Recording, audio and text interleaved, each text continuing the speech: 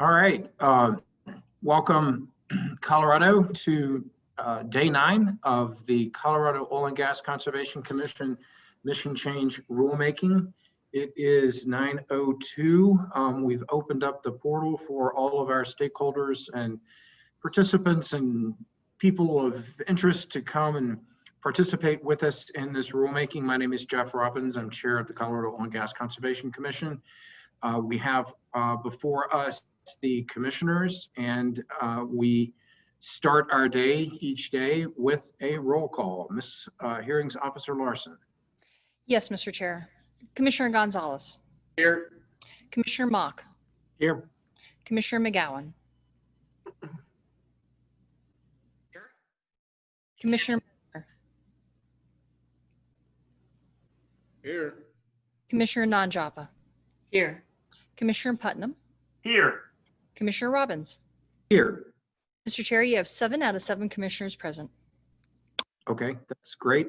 Commissioner McGowan, you were a little bit quiet, so I don't know if your mic needs to be adjusted or not, but we do want to make sure you're able to communicate with us well. So just note that for the record.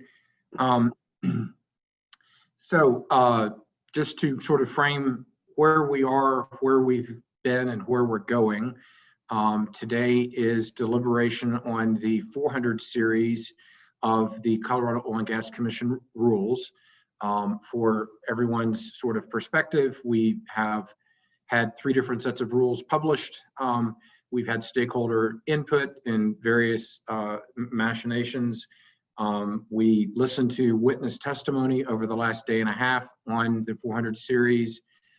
Commissioners yesterday afternoon emailed to or communicated to Director Murphy the sort of big picture issues they heard from the stakeholders to the 400 series. Director Murphy has cobbled that together into a PowerPoint, and that PowerPoint is being shared to the homepage of the Colorado Oil and Gas Commission by Hearings Officer Larson as we speak. Hopefully I have spent enough time going through this to get Ms. Larson to get that up so everybody's got access to it. Director Murphy is also going to, I think, share her screen so that we can all take a look at that. And I think the sort of first order of business for commissioners is for us to review the issue list with Director Murphy and make sure that all appropriate and significant issues have been identified. I think then we want to work through that list, and as we did with the 300 and the 500 series, I think this seems to be working well for the commissioners to deliberate and to provide, to attempt to achieve consensus on issues and provide direction back to staff so that they can then make appropriate consistent edits to the 400 series, and then they would bring that back to the commission at a subsequent date. We've done this same scenario with the 300 series around the permitting process, and we did this scenario around the 500 series, which was the sort of rules of procedure, how you participate before commission. We anticipate getting back from staff revised drafts on 300 and 500 soon. And I think commissioners, we've all sort of thought that what we would do is continue down this path, and then toward the end of next week, when we get into our couple of 2-3 days set aside for deliberations, we will go back and revisit each of these puzzle pieces and then attempt to put the full puzzle together and create one rulemaking for the 200 to the 600 series. So with that, I believe I would look to my fellow commissioners if anyone has any opening additional comments. Otherwise, I was going to call on Director Murphy to present the 400 issue list document that she's put together with input from us. All right, Director Murphy, I'm not seeing commissioners waving hands or jumping up and down that they have other comments. So I think we would turn to you for your introduction, setting of the stage for us with regard to 400 series.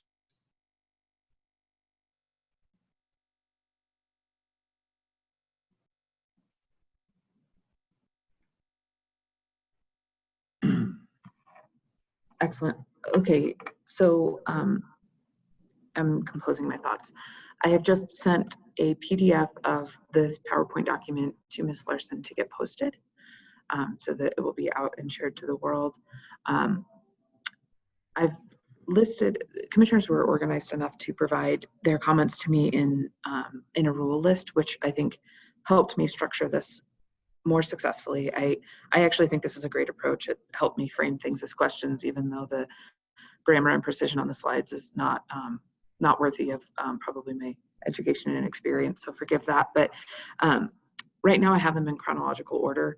I think that the two probably most robust and intense technical topics are the 423 to 427, or the nuisance rules, right? How do we deal with, in particular, the issues that came up, noise, lighting, visual mitigation are the places where we had a significant amount of inquiry, and then within the umbrella of 423 and 427, generalized questions about how the commission is handling those pieces. The other piece of really kind of granular technical substance is Rule 411. And this is probably no surprise to anybody who's listened to the last couple of days. And so I'm wondering if it makes the most sense to start by jumping in with the nuisance rules, and then maybe we just kind of work in reverse order instead of the typical chronological order. We get everybody fresh on 423, 427, tackle 412, 411, and then round out with the 406, 405, 404.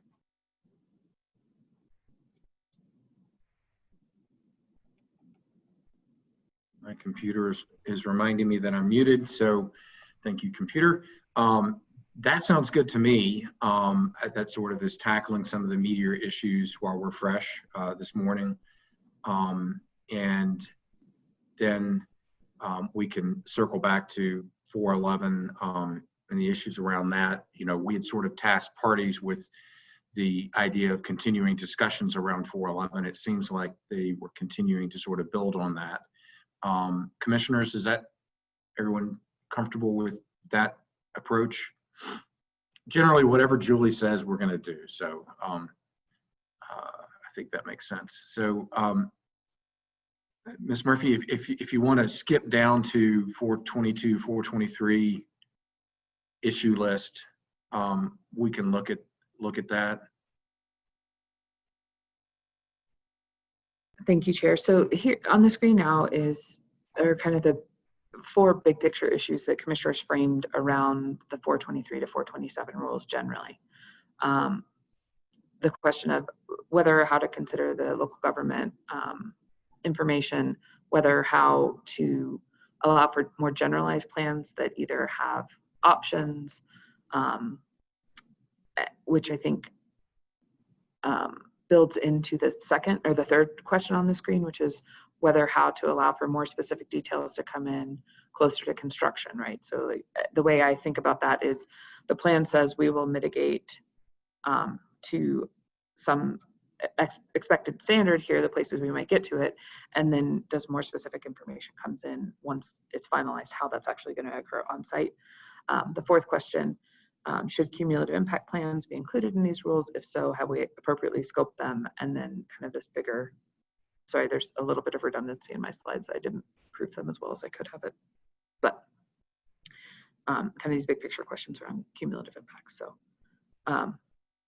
with that, I could also walk through the specific questions in 423, 424, and 426, or we can start here. I await your direction.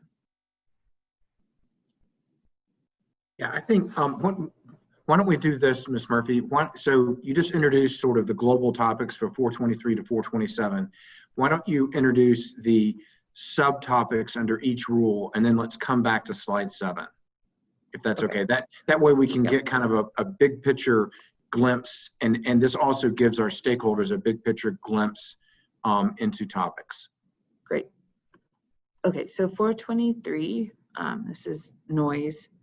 I think that I saw a number of questions really tailored to, are the limits correct? Have we correctly, or has staff correctly proposed the right limits? What in the D, both in the A scale, the C scale, what is the scope or impact of the noise study from Dr. Bronner?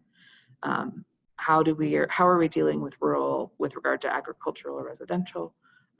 Do we need a more specific C scale limit for residential, rural, or parks? And then what is the right increase, if anything, for noise during drilling and completion? I think staff has proposed 10 and ALGC suggested it should be 4.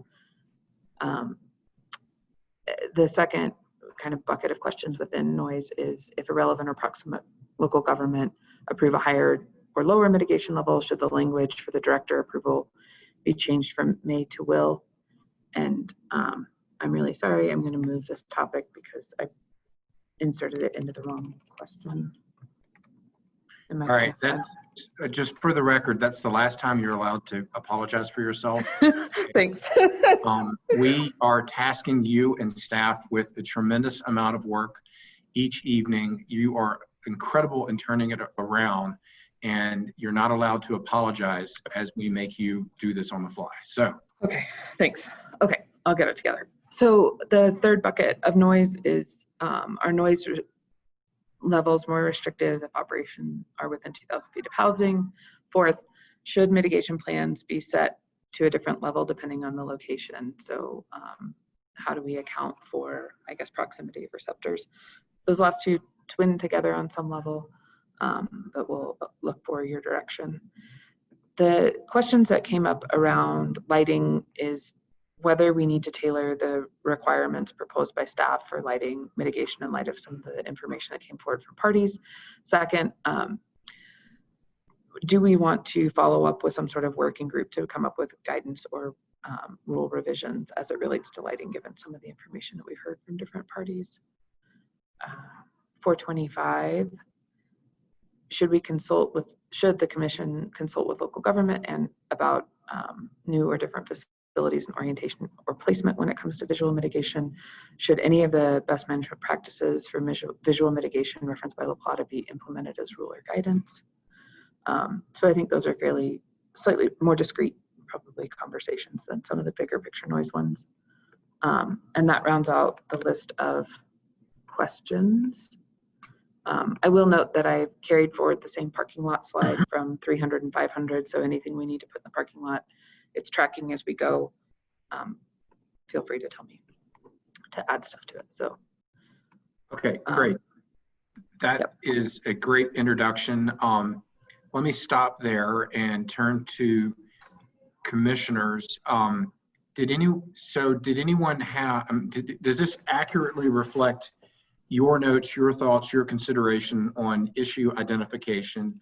Are there any misses that may have happened, which are absolutely accidental and is going to happen? We're moving quickly through these sorts of things. Are there areas where there's an issue that you don't think it ought to be an issue, et cetera? So turn to commissioners for just a quick touch base on that point.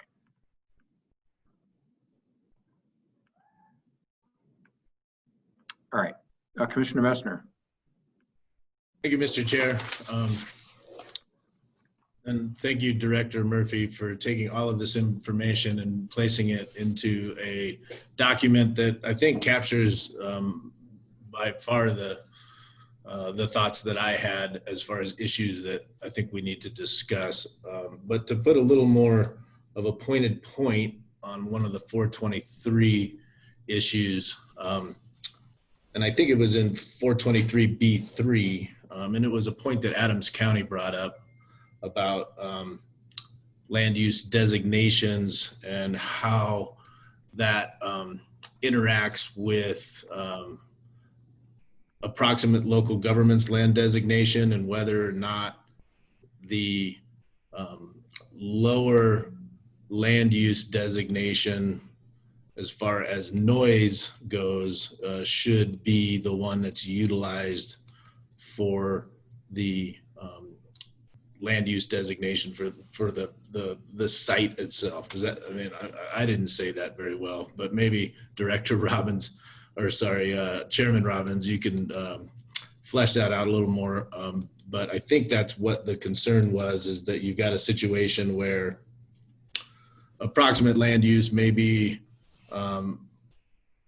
residential, but the land use designation within the relevant local government where the site is agricultural, and which, but it's within 2,000 feet of the site. And so which land designation as far as allowed noise would apply. Does that make sense? Yes, Commissioner Messner, that is my understanding as well. I think we can actually turn to Exhibit 4 of the Adams County testimony to get the specific suggestion. But the concept was, if there is a, just as an example, it's commercial in the relevant local government place, and they put oil and gas there, but it is within 2,000 feet of a residential zoned property in the other community, perhaps the commission should consider using residential standard as opposed to commercial standard. I think that was the gist of it. So I appreciate your catch on that, and appreciate Director Murphy's nimbleness in placing that additional issue on the screen for our consideration. Commissioner Nanjapa.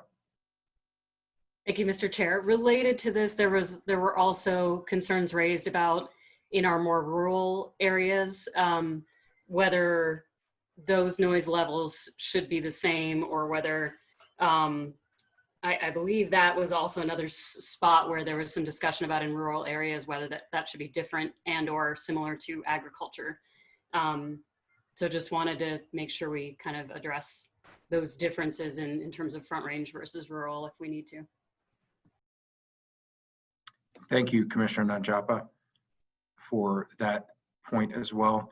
Commissioner Gonzalez, you've leaned in. I don't know if that's because you've got something to say or you're just looking closely at the words. I'm just trying to see this PowerPoint up close. So okay. Other comments from commissioners before we sort of dive into some of this?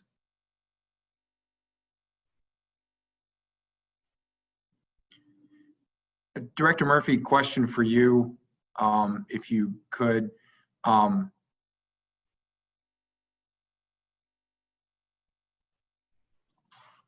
If you could unmute and take us back to slide, I think 7. Yep, okay. Could you, so you were the recipient of the commissioner's issue identification. I was wondering if we could just sort of provide perspective to parties in terms of, you know, divergence, consistency with commissioners in terms of issue identification. If you could just sort of comment to that, I think that would be helpful for parties. Normally they have sort of heard us talk about this amongst ourselves, but yesterday we were in our offices doing this on our own. So I think categorically commissioners framed virtually identical issues of slightly more nuanced aspects of them, but really generally the fundamental questions were around how do our mitigation requirements and standards work for nuisance 423 to 427, and then specific questions bound up in each of them that were fairly consistent or really consistent, and also on 411, that same level of consistency. How are we dealing with Goody type 3? How are we dealing with recharge? How are we dealing with the statewide chemical ban versus just in specific areas in proximity to public water supplies?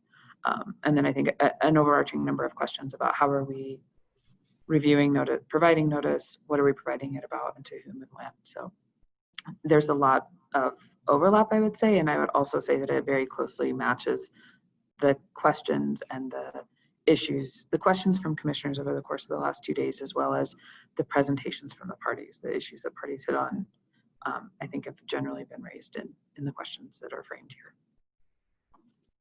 Thank you for indulging me on that point. I think it's important for our stakeholders to allow us to be as transparent as possible as we do our business. And so I think that's an important point. The last point before we dive into this, Director Murphy, do you have staff available to join in as needed. A lot of these issues, in my opinion, are very technical. And I also would remind our stakeholders that there has been a lot, and I capitalize A and LOT, a lot of work by staff getting the draft to its current position. And I don't want to discount that work. And to the extent commissioners are debating edits or amendments or changes, I, at least as one commissioner, would like staff to weigh in as well on their thoughts of potential edits to work that they had done. Thanks, Chair. Yes. For 423 to 427, staff's lead expert is Mike Leonard, as we all, I think, have heard over the last 2 days. So he's available. Anybody's available to be on call. Like I'll pull anybody in that you need, but I think as we're really delving into 423 to 427, it's Mike. When we're talking about 411, we'll have Greg hopefully added as a panelist. And then on some of the other notice questions, I may try to take a first cut at it, but folks are totally available. And also AAG Minor, and his memory of everything that he ever has heard since he was 2 years old is always available. So. Great. Why don't, Ms. Larson, we go ahead and get Mike added as a panelist, just so that we can feel comfortable that we've got Mike on board to be available for questions as we go through these things. Okay, with that, commissioners, how do you want to tackle sort of the big issues that are on the screen now, 423 to 427? Does someone want to lead into a discussion on any of these 4 bullets or this topic globally? Good morning, Mike. Morning, Chairman. Commissioner Nanjapa. Thank you, Mr. Chair. For me, just speaking for myself, would love to hear what the other commissioners think, but I think unless there are major objections, I think that first bullet, I would be comfortable with the staff kind of, taking that notion, unless there's unless there's objections. And I think maybe there's some potential for some additional discussion on the other 3 bullets there amongst us. But I think part of the question with the second and third bullet are really just, whether we believe that's appropriate. And I would also look to staff there in terms of whether that's workable, for their purposes as well. So those are my initial thoughts. Thank you, Commissioner Nanjapa. Commissioner Gonzalez. Yeah, I'm happy to just kind of piggyback on that and keep this conversation going. I think for that first bullet, with the substantially similar information from the local government approval process, I think we've heard from staff a number of times, and I think that we might find some consensus among ourselves, is that we don't want any redos on the work if we can avoid it. I think we're going for efficiency, and we're getting to the right answer one way or another. So if that information can be provided along with an application or with a plan, and that satisfies the staff's needs and the rules, then why not keep that going from the local government process into the commission process, whether that's sequential or concurrent. And then for the second bullet, I think it was also pretty clear by staff, and I'll let them jump in and correct me if I'm wrong, that there's no prohibition in creating a plan that proffers multiple alternatives, right? And so I think that if I had some idea about those alternatives as an operator, that I'd probably just start building out those scenarios for the various rigs that I operate or the various types of sound walls that I use or whatever that is, and just kind of have that information ready access as I'm applying for permits. So on the first 2, I'm supportive of. I'd like to hear what staff has to say. I think that third one gets a little bit stickier, because here we're talking about potentially changing the rule as it's currently drafted from a requirement with the 2A application, with the OGDP application, and moving it to later in the process as a substitute for a sundry form 4. And so I want to come back to that, but I think we can hit the first 2 if we can hear from the other commissioners, and then I've got some ideas on the third one, or at least some comments. So. Commissioner Messner? Thank you, Mr. Chair. I would concur with the other commissioners regarding the first bullet. I do think that, consistently we've indicated that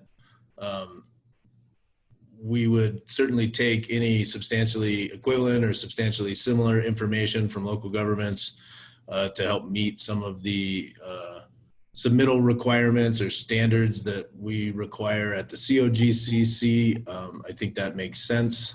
I think a lot of the information will be similar. And so I think that's a good thing. I might include federal government in there because I think we have had some discussions around being able to utilize some substantially equivalent information from federal permitting as well, as long as it is equivalent and provides the necessary information in order to meet our standards. On the second bullet, I would kind of bring up the point I brought up yesterday, which is, these plans that we're asking for these nuisances, whether it's in 423, whether it's noise, whether it's lighting, whether it's visual impacts. These are not unusual plans in land use planning. I think that it can be expected that, they may evolve slightly, but as long as the evolution is equally protective, if not more protective than the initial plan, I'm okay with that. If we want to utilize a form for sundry notice in order to kind of quantify those changes, I'm okay with that too. But I think generally speaking, either from the point of view of Commissioner Gonzalez, which is, have a bunch of different options, not a bunch, but a few different options available, understanding the different rigs or the different operations that you may use, or if you want to submit, this is what we plan to do. But as we get to the point where we're actually going to implement it, if we've got to make slight modifications depending on, changes on the ground or availability of certain equipment, then those can happen. But I think the theme there would be that whatever changes would occur would be as protective, if not more protective than the original plan. And to me, that's a really important point. On the cumulative impact piece, I mean, this one's a tough one, I think, to chew on, because I do think in some situations, as far as analyzing and looking at some of the cumulative impacts of these operations, whether it's to air quality or whether it's to impacts to wildlife, we're leaning a lot on sister agencies with CDPHE, with CPW. I think from cumulative impacts from noise, lighting, traffic, some of these nuisance pieces, odor. I do think some of these cumulative impacts analysis, do lie within the COGCC and, do need to be considered. And so I think some conversations around that still needs to occur. Thank you, Commissioner Messner. Commissioner McGowan, do you want to weigh in at this point? Thank you, Mr. Chair. So I agree with Commissioner Messner. If we're going to look at allowing options in the mitigation plans, that each of those options needs to be as protective from a public health and environmental perspective. And then if those in turn somehow have to also be amended, that they would be at least as protective. That way, everybody who's kind of watching what's going on with the development, if they are, has assurances that whatever's in place is going to be at least as good as what was proposed in the original application. And I'm really struggling with the cumulative impacts piece, because I think that we need to figure out a way to do it, but I don't think that what's in the rules is fully cooked. And I think that some of the concerns that have been brought up from stakeholders about how that all works and how we accurately measure a cumulative impact, and who's responsible for certain types of light, et cetera, have been pretty compelling for me. And so I want to make sure that whatever we put in place is actually implementable. And so I don't have an answer for it, but I'm not sure that what we have in place is quite there yet. Thank you, Commissioner McGowan. So my way in, I think the substantially similar info is something we should incorporate, whether it's state or Fed. AAG Minor, get ready. I'm going to turn to you on that point in just a sec. I'm not sure that I appreciate or feel the need for generalizing now and doing specifics later. I think we should do as much as we can now. And then I would like to have staff weigh in on the implementability of cumulative impact plans now. So I guess what I would probably do, Director Murphy, is turn to you, turn to Mr. Leonard, turn to Mr. Minor to see if we can get some technical feedback from staff to the sort of generalized comments that you've heard from commissioners on these sort of subset of issues. Commissioners, are you good with that, to hear from staff a little bit on these issues? Yeah, Mr. Chair, I would like to hear from staff a little bit about these issues, but since I only tackled the first two to begin with, I'm going to make a couple comments on 3 and 4, if you don't mind. Absolutely. With regard to the moving the specific details closer to construction, one concern I have is that an operator may put together a plan and their equipment changes over the course of 2 or 3 years on their way to development. And as that happens, their original plan may not have been as feasible. And so when I think about the generalities or the specifics as maybe put together in a original mitigation plan, I'd be a little concerned that the operators may just err on the side of a generic plan, and then knowing that inevitably they're going to have to do a Form 4 sundry to fill in the gaps or to amend that.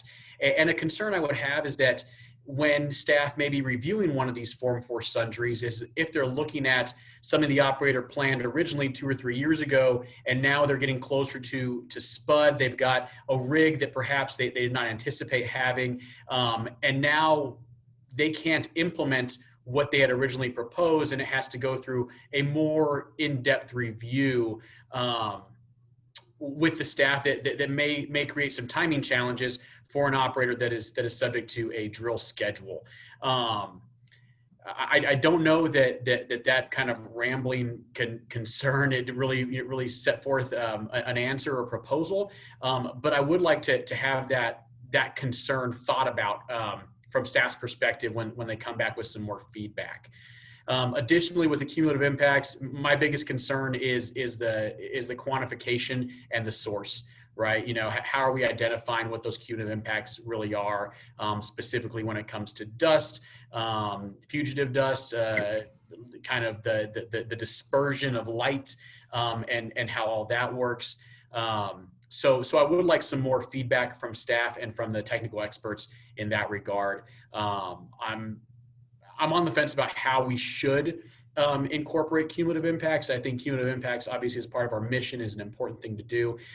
How is the big question for me, and so I think I'm aligned with Commissioner McGowan in that regard, and look forward to hearing from staff from the technical team on that. Yeah, and I would echo that as well. I think that the cumulative impacts component here is really important, because this gets to Commissioner McGowan's the question of we still got to address cumulative impacts. And staff had turned to these series as, in the statement of basis and purpose, as this is part of the addressing component from 181. And so I don't think dismissing it outright is the answer, but I am interested in staff's sort of thoughtfulness about how it's addressed right now, and related to some of the concerns that people had on implementation. And I also want to just make sure that I didn't skip over Commissioner Najapa. Did you have anything further to add? You were at the bottom of my screen, so I apologize. No problem. I wasn't sure what level of detail we were jumping into at this point, so I kept my comments pretty general, but I just agree. I just want to say I agree with all the different additional issues that are being raised with respect to, how we deal with the approval process, how we ensure that we're maintaining the appropriate protections. Another thing related to those pieces with mitigation plans is kind of acknowledging and understanding the changes in technology, but also, wanting to have some level of reliability, or proven ability to reduce impacts to the extent that we can. And so, yeah, so I would like to have a little bit more in-depth discussion there and hear from staff on some of those things. But just again, want to agree with the cumulative impacts discussion and fully agree that we're, the pie is still baking, and I think we've got a lot to continue to address there before we consider that. I think there's a lot of different pieces, especially with these nuisance issues, just as everybody has raised. So, yeah, thank you, Mr. Chair. Thank you, Commissioner Nanjapa. Okay, turning over to staff and using the pie analogy, we just put a lot of ingredients in the bowl. Can you stir it up and provide some perspective so that we can start baking this thing appropriately? Well, Chair, I've always been accused of being a pot stirrer by some, so I will do my best to get us, started on this. So I want to start at a high level and flag that I'm going to immediately turn it over to Joel, who's then going to turn it over to Mike to kind of talk through these different pieces. But it's very odd to watch your hands talk on Zoom still, so I'm going to put them down. But for me, when we think about this substantially similar information, it's important to understand the relationship again here with the 300 series. And again, I think we've built the on-ramps in 300 series to receive substantially similar information on these specific topics of inquiry: noise, odor, dust, lighting mitigation, lighting and visual mitigation in the 300 series. So I think staff will have the benefit of it. I'm sure Joel can provide better citations to where and how that can work. When I think about the second question, the generalized mitigation plan and the if-then options, we really rely on the Form 2A to spell out what we expect to happen on site for a number of reasons. One, it gives us information about how it's going to be handled. Two, it gives all of the stakeholders who are engaging in the 2A process the information they need to evaluate it. And so I think that some degree of optionality makes a lot of sense, but a generalized, we will comply with the rules doesn't really get us there when we think about getting subsequent information about how you're going to comply with the rules. And I think historically, we have gotten best management practices from operators that essentially say, we're going to comply with your stormwater rules. It's cool. We got this. And so we need more specificity on that in the 2A. We do need a degree of flexibility should some great new technology come online, or should something change on the ground such that putting up a sound wall is not a good idea because there's now a sage grouse lek nearby, or booming ground, right?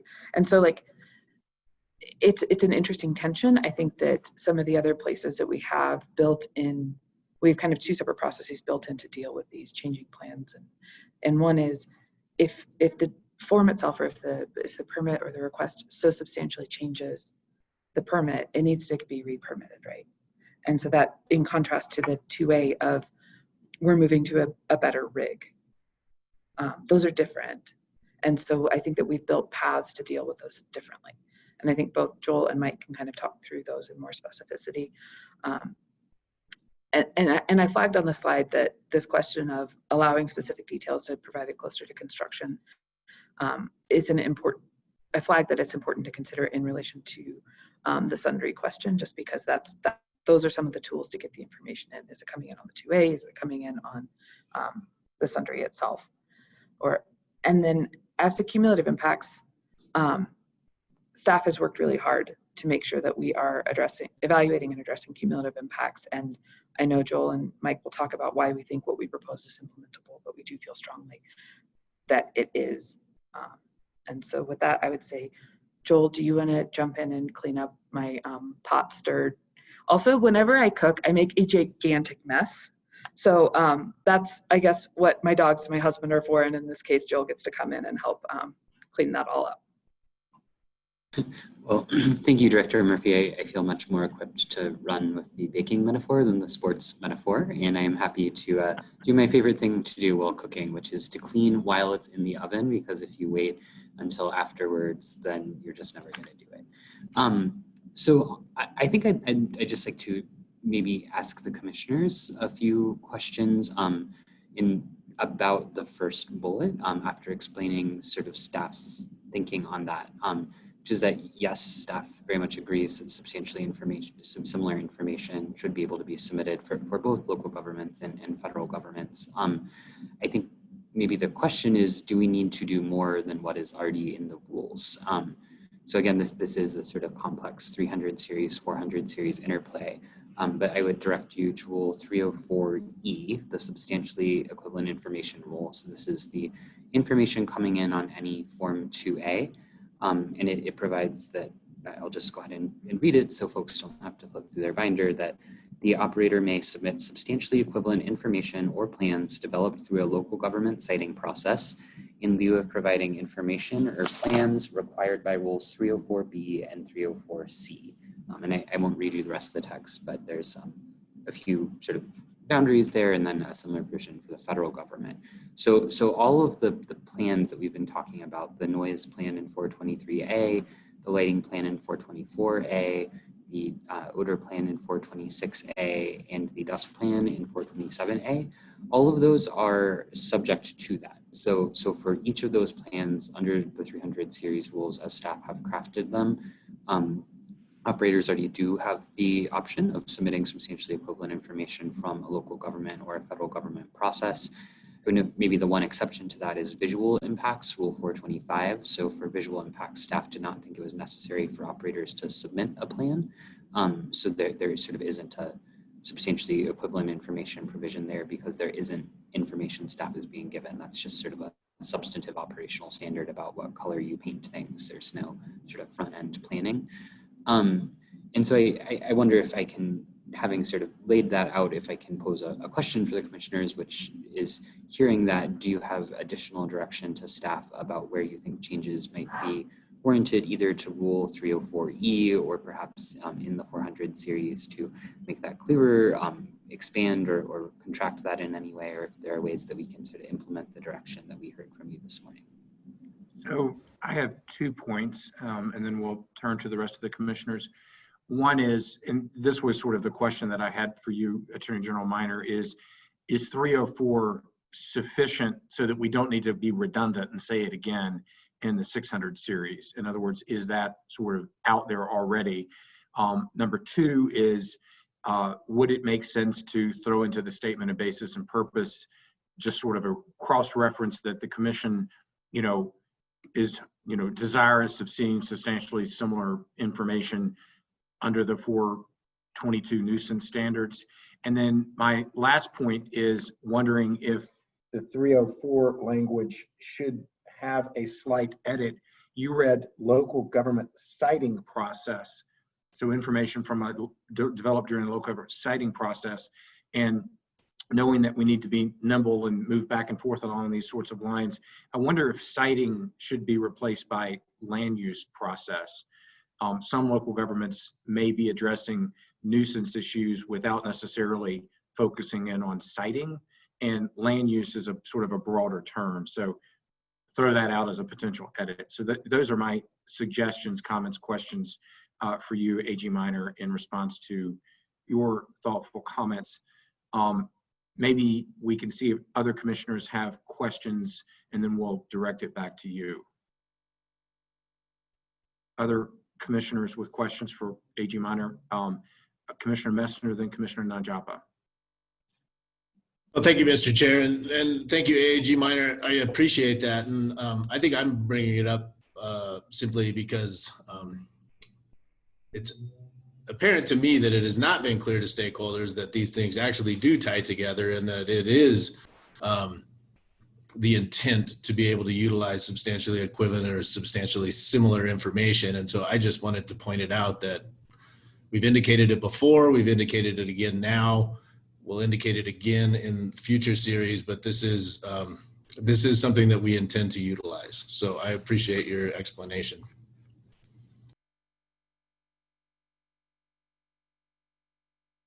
Commissioner Nanjapa. Thank you, Mr. Chair. The only other piece I think that was raised in comments yesterday was related to the citing of the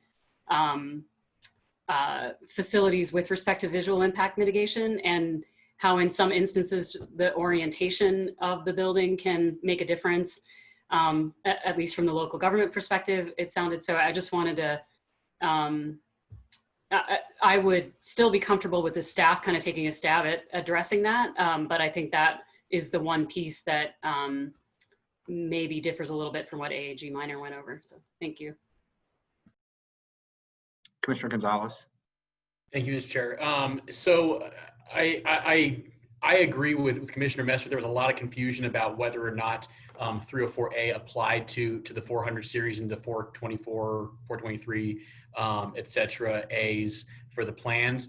And I was wondering what people are, when they are operating in this state, and I'm not concerned about operators who are here now, I'm concerned about operators who may be new to the state. They're going to read the rules, and I want to make sure that the rules are clear and they understand what ties to what.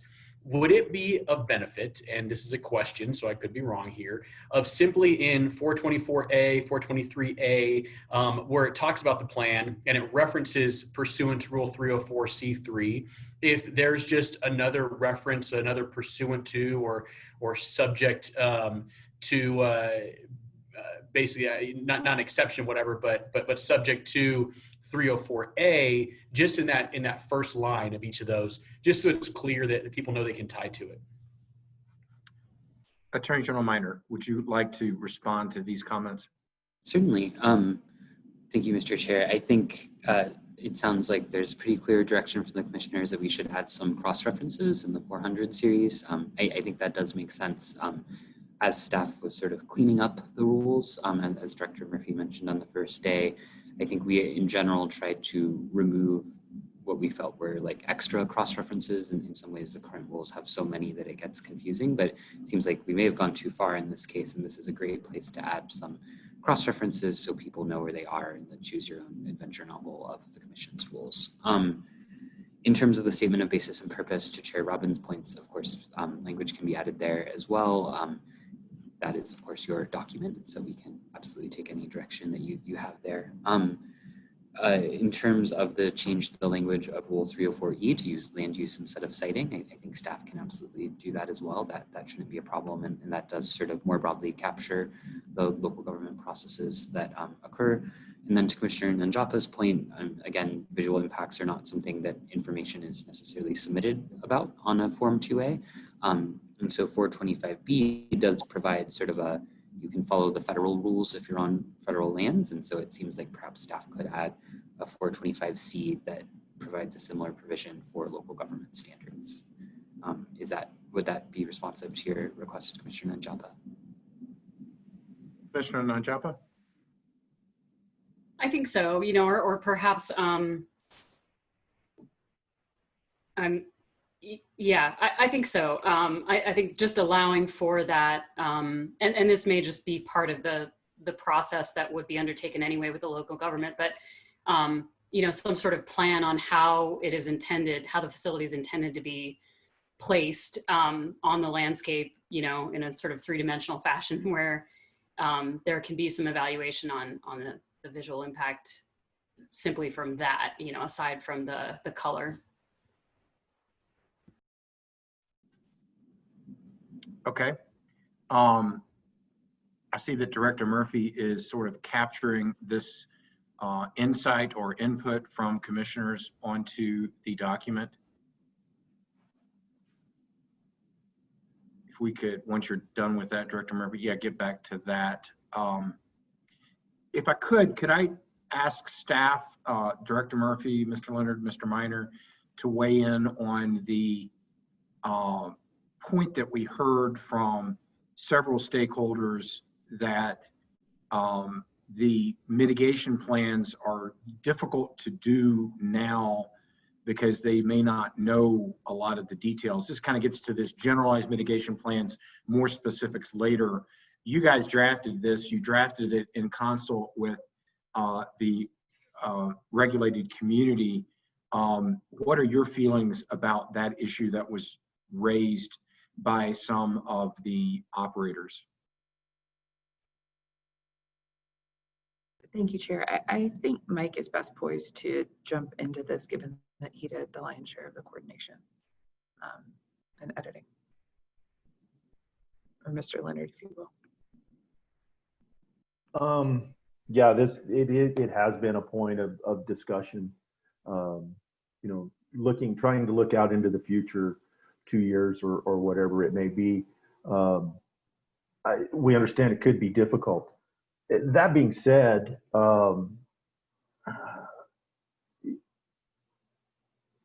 operations are operations, right? We've developed these. A few years ago, we developed a toolbox, right, for noise. Industry sat down with the commission, had a work group, and developed a toolbox that generally specifies or lays out what BMPs can be used. And part of that was done in result of, we were seeing 2As coming in saying, oh, we'll use adequate sound walls. Well, what is an adequate sound wall? I mean, we would hope to see in these plans, we're going to use 32-foot STC 25 sound walls. We'll model the location for noise and install them appropriately. Okay. If things do happen, I mean, if things do change, we're open to, okay, now we know we've got to put up 40-foot walls because something was built after we got our permit. Those kind of changes, I think, are readily acceptable. And if Mr. Duranlo's on, because his OGLAs are the ones that have to, review that, and then a lot of times they'll come to field staff and say, well, is this going to work, right? But I think we have to be flexible with that because technology changes on a daily basis. 5-6 years ago, it was an electric rig was not even thought of in the area, right? And just bringing in highline power and things like that, that was a whole big change for the industry. Mr. Duranlo, are you on? Would you like to speak to? Sure, Chairman Robbins. Mr. Duranlo.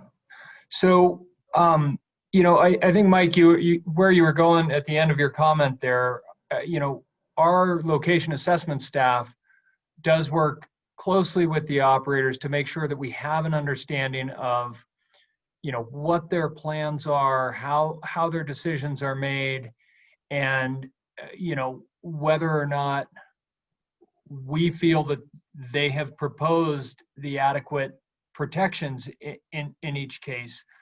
I can think of the evolution from, a couple of straw bales stacked up,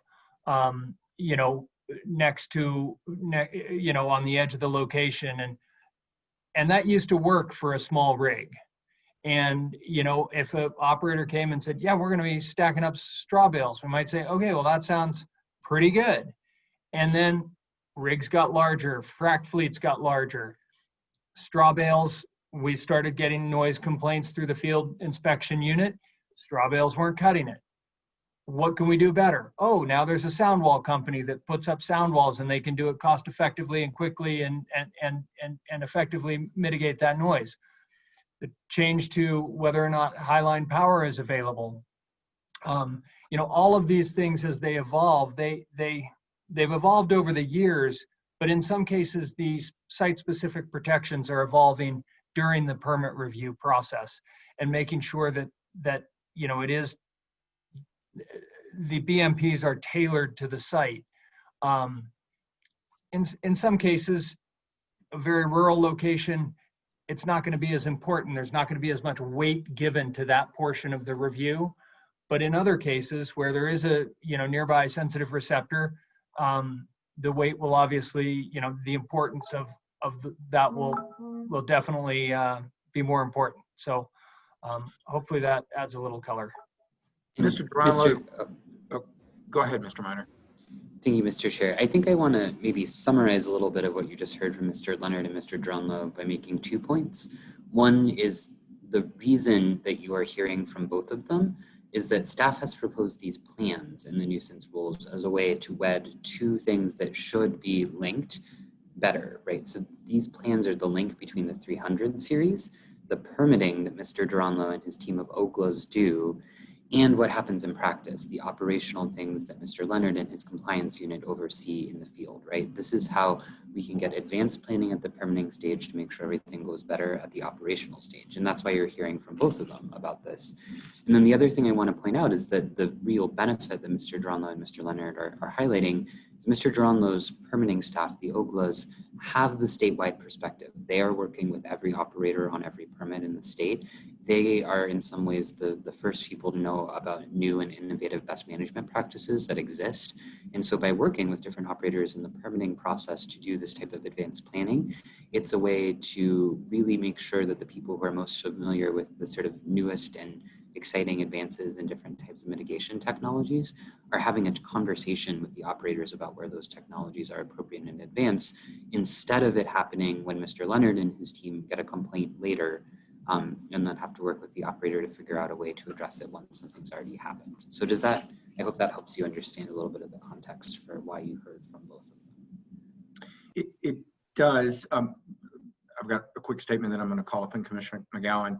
I guess I'd like us to sort of drop back to the issue that's on the slide and the issue that we heard, which was sort of a general concern that the way the rules were drafted made it difficult to implement general mitigation or difficult to identify currently the generalized mitigation plans and the need for more specific details later from what, so what I'd like staff to sort of speak to after I call upon Commissioner McGowan is, are you comfortable with the way that it's drafted now, that it provides an ability for operators to provide plans up front with the potential to sundry things later if more detailed issues show up later? So I guess I'm trying to get back to the rule language before us and the issue that's before us. Commissioner McGowan, I know you had raised your hand. Did you want to add to that, take us to a different place? No, thank you, Mr. Chair. I think I want to just maybe follow that same path, which is, I definitely think we don't want to trust us. We're going to put up something adequate, but given that you can apply, so now I got to go back and think about how long you can have your permit for before it expires. We also don't want that plan that gets submitted to be stale by the time someone actually starts implementing, correct? So to Mr. Leonard's point, or maybe it was Mr. Duranlo, technology is constantly improving. And so I think too, we want to have the flexibility to also say that plan was good when you submitted it, but there's something even better that we'd like to discuss with you. And maybe that's taken care of through the sundry process. And maybe that's adequate. So I think I just need some help thinking through that.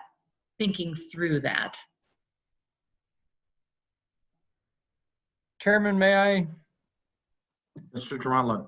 I guess I would like to say, in answer to your question, yes, we are comfortable that the language affords us the ability to review changes appropriately, determine whether or not it's substantive or significant and needs actually a full-blown, review and bring it back to the commission and re-engage public involvement. Staff, the director, is not going to let an operator backtrack on their proposed BMPs. If an operator comes to us and says, hey, we were going to do sound walls and monitoring and this, that, and the other thing, but we're going to throw up some straw bales and move on. No, you're not. Not on a sundry, you're not, right? So I feel very comfortable that staff is looking at those and is able to raise the flag and say, this one doesn't pass the test. Mr. Chair, if I may. Mr. Meyer. Thank you, Director Robbins, or Chair Robbins.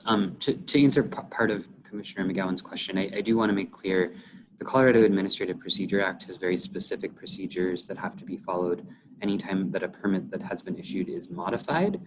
So if a term of the permit did specify a best management practice and there was a sort of significant change or modification that staff would like to make to that, staff would need to follow those sort of notice and opportunity to cure procedures that I discussed during the 300 series in order to make that modification. So I do want to be clear, there are sort of legal steps that need to be taken for sort of substantial modifications to a permit after it's been issued. Thank you, Mr. Miner. Mr. Leonard, did you have anything further to add?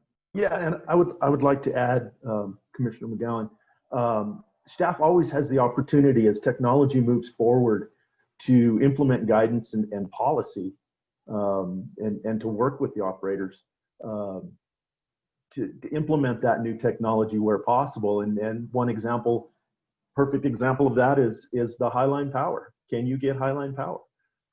Can you use low odor mud? What do you things like that. Low odor mud, something new to the basin. And when I say new, it's within the last 2 or 3 years. So staff does have that ability to move forward as technology increases or betters. Sorry. Commissioner Messner, I believe you raised your hand. I did. I'm going to maybe try to frame this so that of the way that I'm looking at it right now, and I wonder if Mr. Dronlow or Mr. Leonard or anyone else sees it differently, but it's clear to me that there has to be enough detail in the 2A application around these subjects in order to be able to review the application, because having generalizations in there does not create enough detail in order to be able to fully evaluate the situation. So maybe the easiest way to frame this may be as an operator is submitting these plans, they should be submitting them like they were going to start operations tomorrow.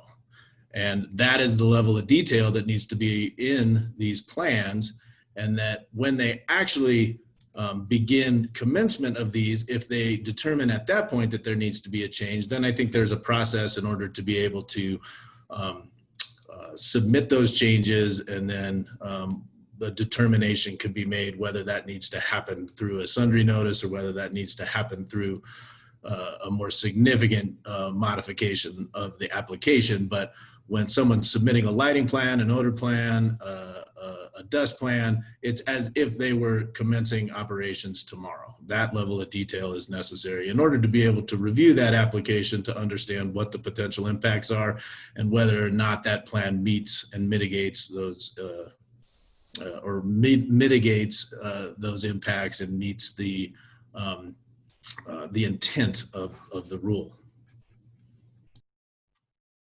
Commissioner Gonzalez. Thank you. So I think there's a balance needs to be struck, I guess, with in between the specificity and the generality that's being asked for here.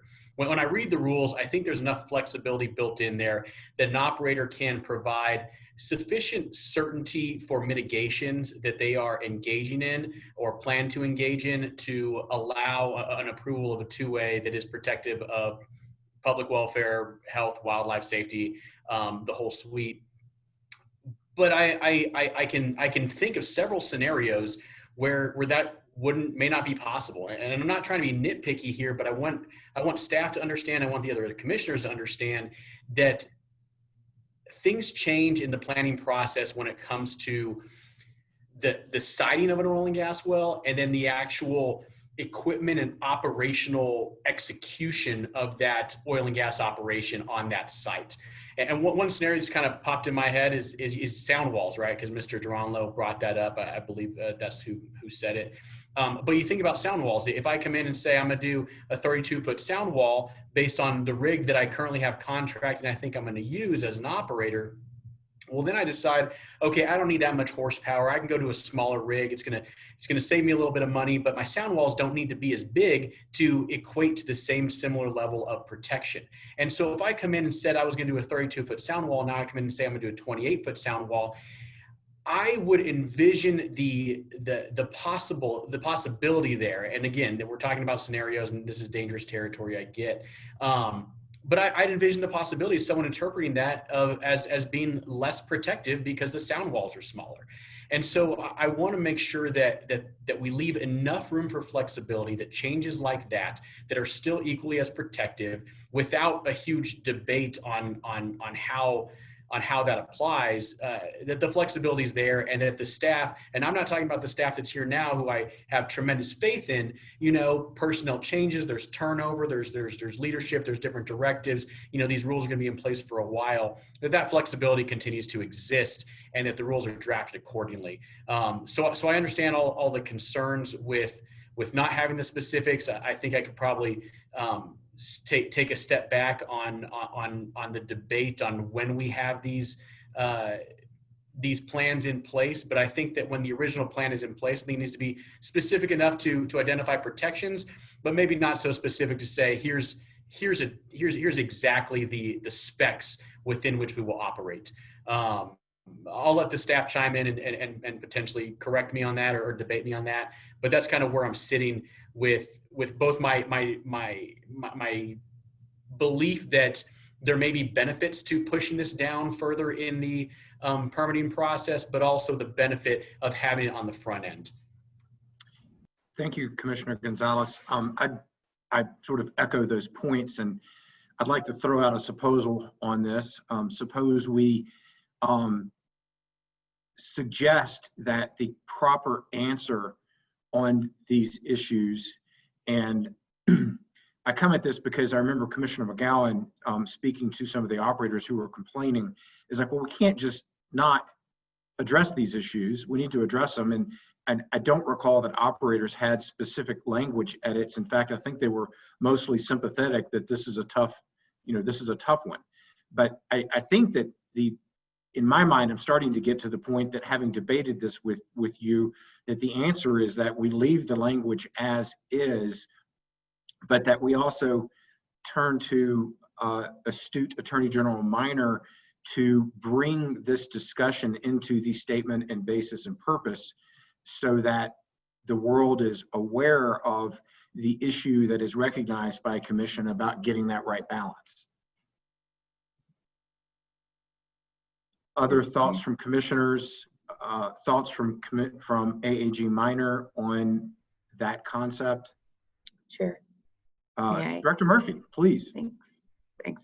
I think that, staff put forward the rules that it believes in this space, so I think I wholeheartedly support that outcome, but I also recognize the importance of making refinements based on how the commissioners view the world.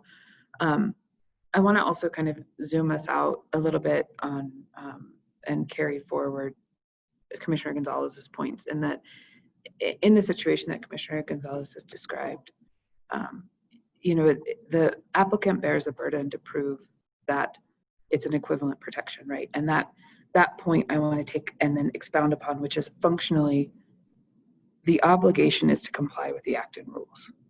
And so the plans are a tool to describe how we get there, but the overarching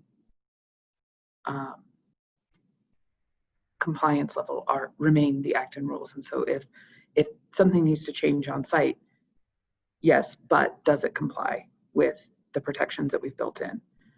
Kind of to the same point, if something isn't working on site, right? A plan has been approved, but the noise wall isn't working.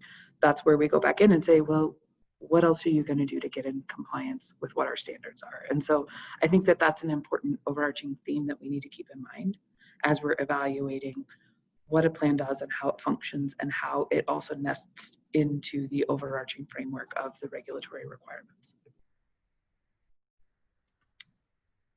Thank you, Director Murphy. Attorney General Minor, did you have anything to add to the place that I was supposing we go to? I do not, Mr. Chair. I think Director Murphy summed it up really well, and of course staff can make whatever changes you direct to the SBP, and of course you'll then have a chance to review that and see if you think further changes are needed. But I think we have enough leap that we would need to capture this discussion in the SBP. Other commissioners with thoughts on this issue?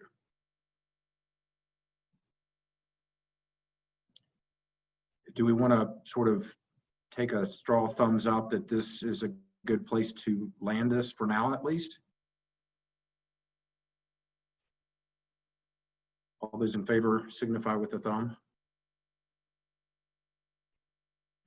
Okay, staff, I think you've got direction on this issue. That was a meaty one, and I think it deserved the amount of attention that it got. Do we need to speak further to the cumulative impact plan that is on this slide?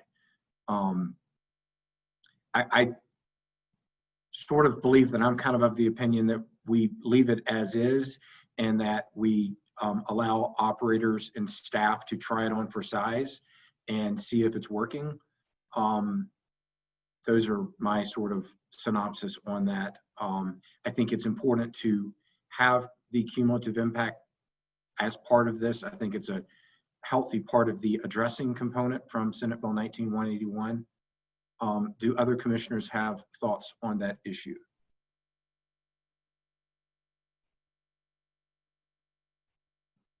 Commissioner McGowan.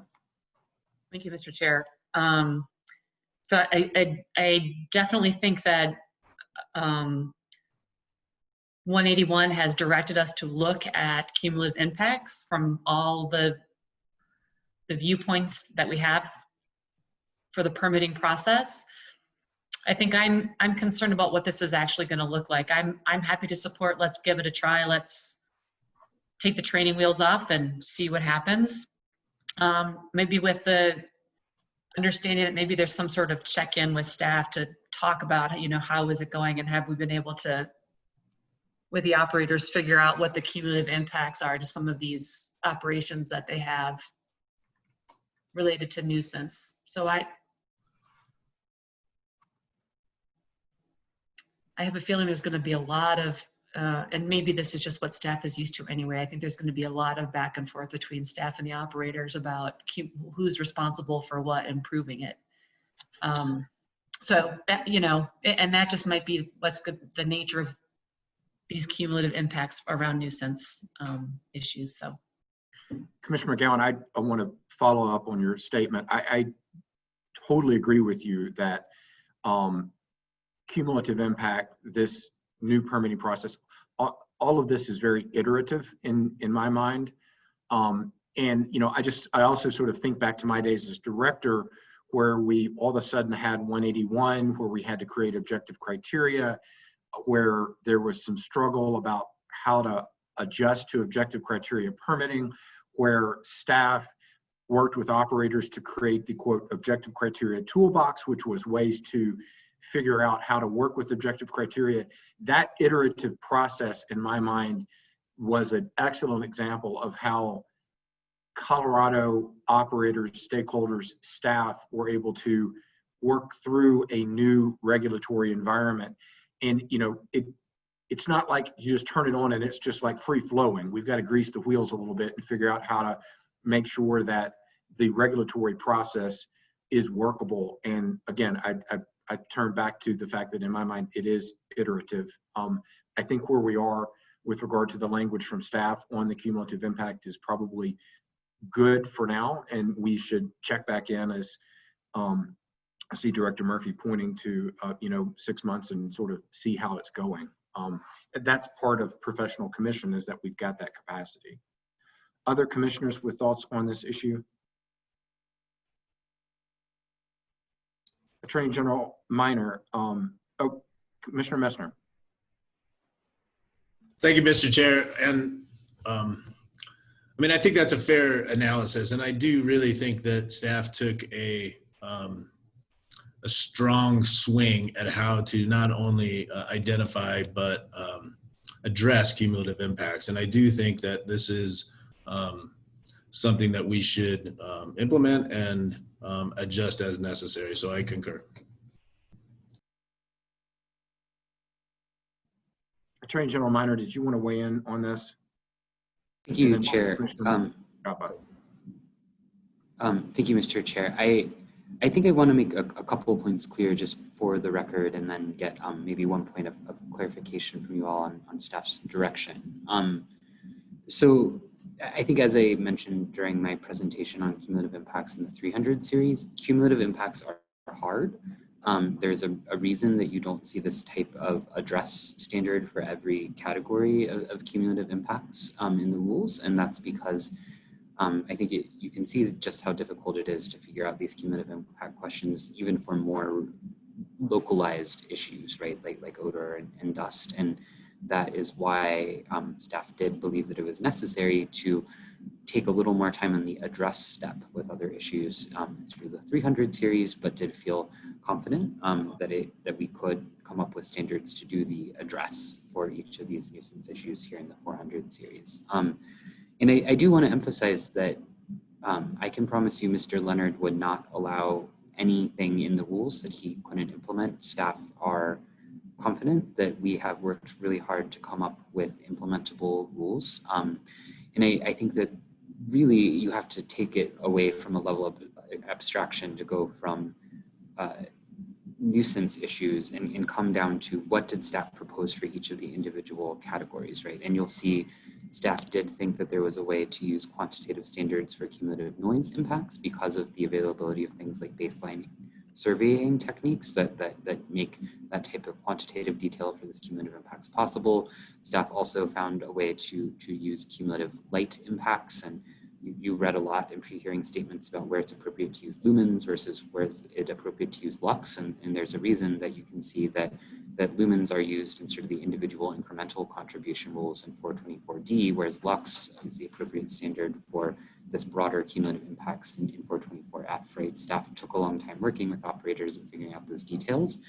And where staff didn't think that there was a quantifiable metric that could be used for cumulative impacts, you can see a more qualitative approach to the cumulative impacts for odor and dust. So I consider the appropriate factors that will allow staff to implement the rules. So I did just want to make clear for the record that staff took a swing. I don't know how to use the sports metaphor, but staff tried very hard to find a solution that would work through dialogue with operators, through dialogue with other stakeholders, and believe that they did carefully tailor solutions to each of these issues. So that was a long lead up to my question to you, which is it appropriate for in the commissioner's minds to do exactly what Director Murphy proposed on the slide and discuss in the SPP, there'd be some sort of 6-month check-in? Should that be sort of and is there any additional direction you'd like to give to staff on what that looks like? Is that a commission hearing presentation? Is that an opportunity for stakeholders to weigh in as well? And if there's any additional detail you'd like us to put in the SPP, we certainly can. Thank you, Attorney General Minor. Perhaps the metaphor for you is that you appropriately seasoned the stew. Commissioner Nanjapa, did you, I know you had raised your hand before Mr. Minor spoke. Do you have thoughts to add? Thank you, Mr. Chair. No, I think I'm good. I think I just wanted to agree that, this is obviously a very important but tricky piece of the whole puzzle. And, our ability to address this itself is somewhat cumulative in terms of what we learn along the way. So anyway, I just concur that I think we're good as you proposed. Commissioner McGowan. So to try to address the question from AAG Minor, I would love to check in from staff. How was it implemented? What do these cumulative impact plans kind of look like? Do they feel like they're working? So if there's some sort of, it doesn't have to be a big, but I think some sort of a presentation from staff about how it's working would be great. Commissioner Messner. Thank you, Mr. Chair. And I do think that that check-in is a good idea. My only question would be the timing. Does 6 months provide enough information to be able to do a check-in, or do you want to see it a little longer timeline? I would turn to staff for appropriate timing considerations, and also note that Mr. Gonzalez had a point to raise as well. If I may, I suggest 6 months because I think we will have some iterative feedback about what the OCLA process is looking like in that, what the permitting process looks like on cumulative impacts at that point, what information is coming in, how we're reviewing it, how we're dealing with it. It would probably be premature, and here's where I would really ask Commissioner Gonzalez for some of his expertise.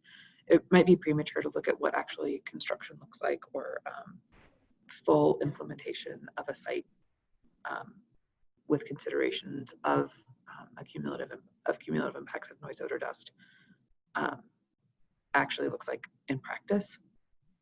But I think 6 months makes sense to me, and if at that point in time we don't have the full suite of details that the commission would like, we can always come back in another 6 months or 12 months or 3 months or whatever it looks like at that point in time. Commissioner Gonzalez. Yeah, I wanted to, thank you, Mr. Chair. I wanted to echo Commissioner Messner's concern about the timing. I had the same concern when I saw it there at the bottom. I don't know how much information you're going to get or how much, just how thorough of an analysis you'll be able to get after 6 months. There's concerns about the level of activity going on now and how that's going to change or not change in the next 6 months due to commodity prices. I'd like to see what it looks like after some real, some higher levels of development occur. So I'm not opposed to revisiting 6 months and then maybe revisiting again. I think this is going to be, as you mentioned, an iterative conversation and process. But that was a comment I had from Commissioner Messner's comment, and I had kind of developed that independently. So I'm happy to revisit it 6 months. I just don't know how much information we're going to get at that point. I think we need to see some wells operated under these new rules and see what that looks like. And I'm not.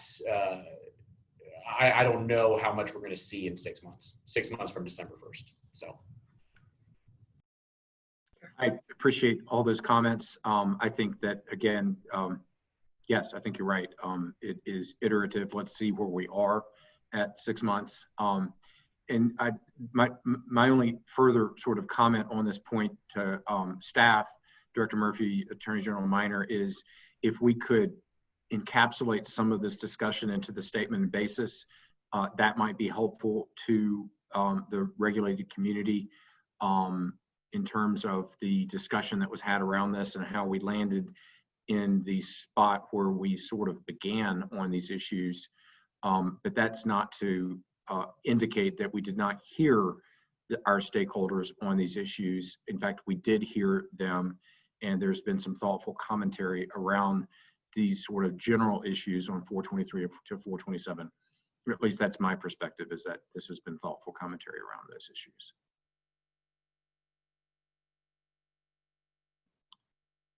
Okay, I think we have successfully worked through slide 7. It is 10:25. We have on our agenda a break at 10:30. Do we want to go ahead and take our break now and then move to the more specifics for each of the nuisance standards? We also have collectively decided that our morning and afternoon breaks will be 15 minutes and our lunch breaks will be 1 hour. This is in recognition of the marathon that we were in and to ensure that we're all able to successfully cross the finish line. So we'll take a break now. It's 10:26. Let's return at 10:41.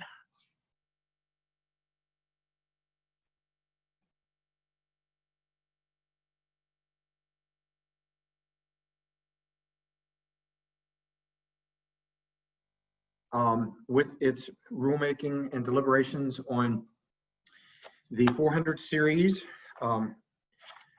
So we've got the next slide it's kind of halfway blocked. Oh, there it is. Now it's better. Commissioners, I think it might be helpful for us to have staff frame the issues on this slide for us. A number of these issues are, technical in nature. What's the correct decibel, et cetera. And so with your indulgence, I would first call upon Director Murphy and then maybe have Director Murphy call upon Mr. Leonard, who has been intimately involved in all things noise. Director Murphy. Thank you, Chair. So as I look at this list, I want to kind of piece it apart a little bit. I think the first bullet, and I think it makes almost every commissioner raised almost every one of these points. So I think that there's collective agreement that there needs to be conversation on these pieces. And so within the first bullet point, the 4 subpoints to me are pretty technical, and I'll have Mike chime in on those. The second bullet point to me is really kind of a policy call for you all in terms of establishing what our relationship is as it relates to local governments, as is the third bullet point.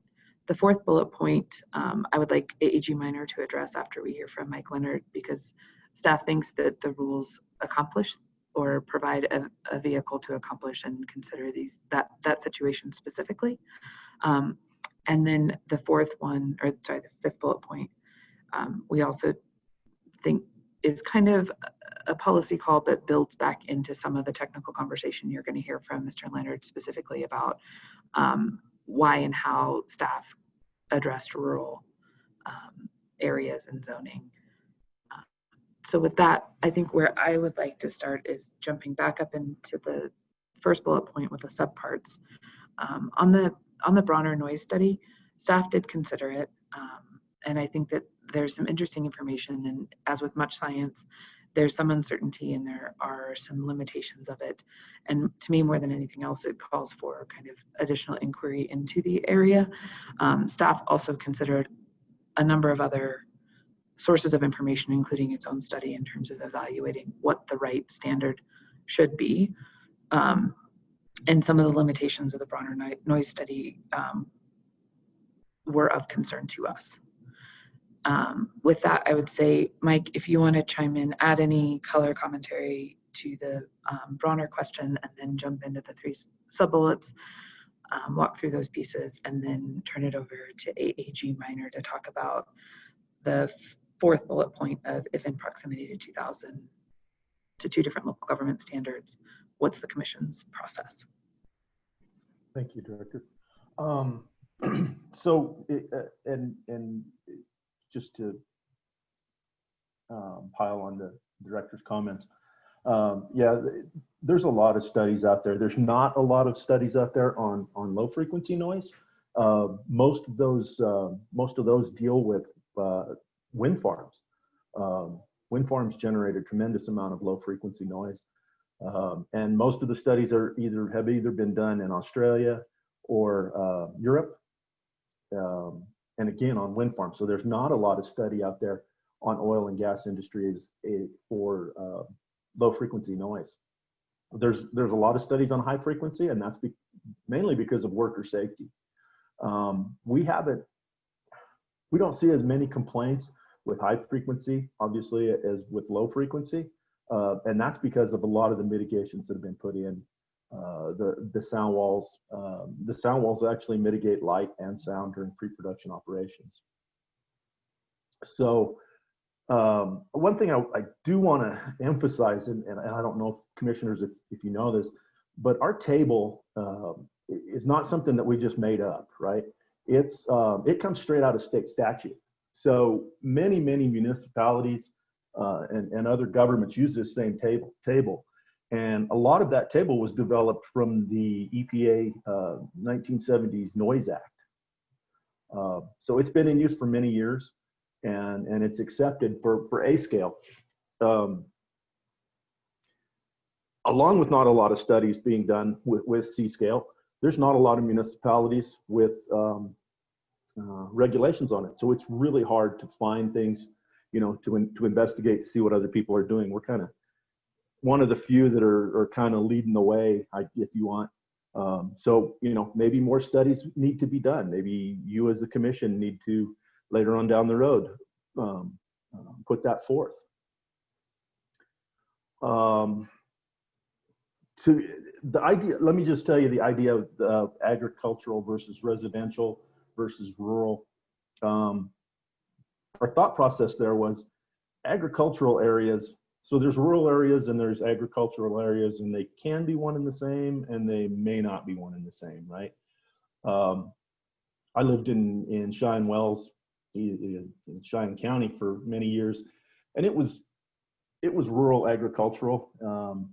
And there's times it wasn't quiet. I mean, you've got tractors harvesting, you've got corn dryers running, you've got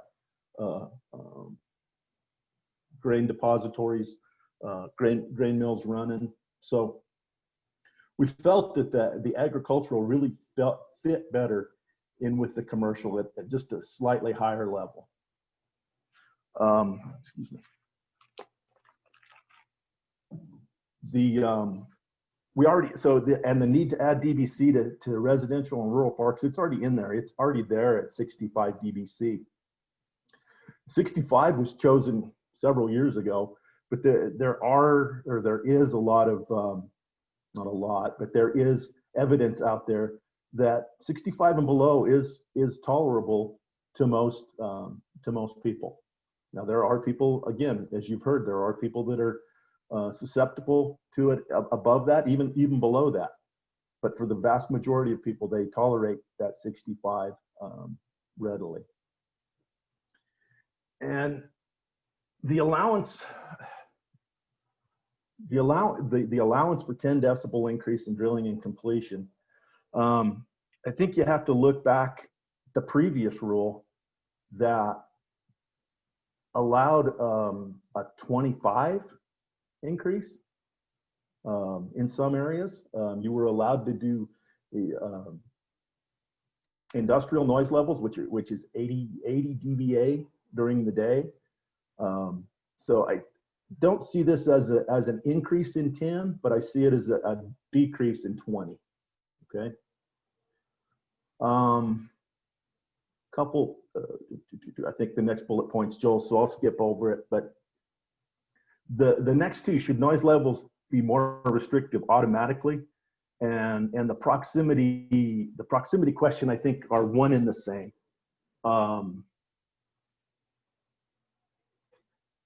The word automatically is difficult. So think of the scenario where an operator proposes a site.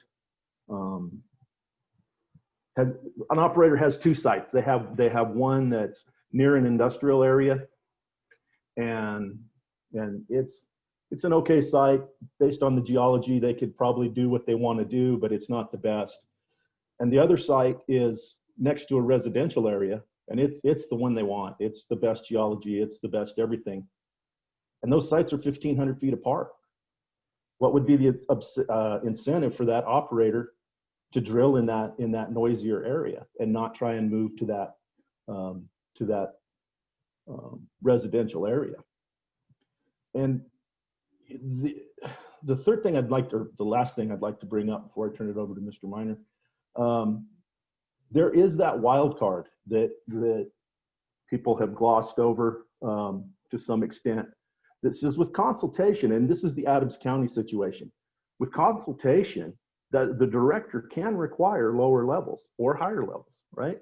So that educated consultation would be the point that should deal with that Adams County situation. That helps. Thank you, Mr. Leonard, and I think that's a perfect transition, if I may, Mr. Chair, to sort of walk you through the rule language that says exactly what Mr. Leonard said. And if you'll indulge me, Mr. Leonard got to take you into the technical world he lives in with decibels, and I can take you into the technical world I live in with rule language, because I do think we need to together read the rule language really closely to understand the Adams County concern. As Mr. Leonard said, staff agrees with Adams County, and in fact, some of the red lines between the March 15th draft and the June 26th draft to Rule 423B3 were actually designed to really address the very specific situation that they brought up on Exhibit 4 of their testimony. So if I can turn your attention to Rule 423B3, I'm just going to read that out loud to everyone, which it says, the basis for determining land use designation pursuant to Rule 423B1 will be the relevant local government's land use or zoning designation.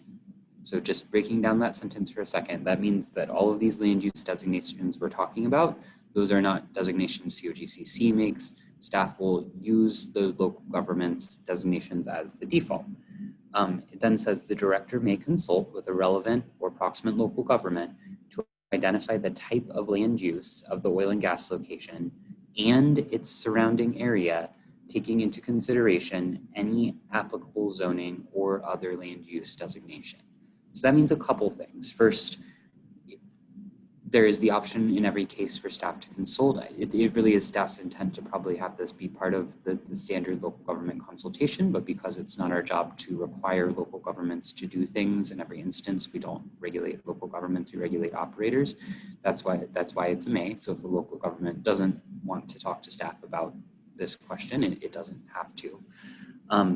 Note that this includes both the relevant and proximate local government. So it does actually incorporate the idea of what if there's something 2,000 feet away that isn't actually in a different jurisdiction, and that jurisdiction has a different designation for how they would like their zoning to work and what the appropriate noise standard is there.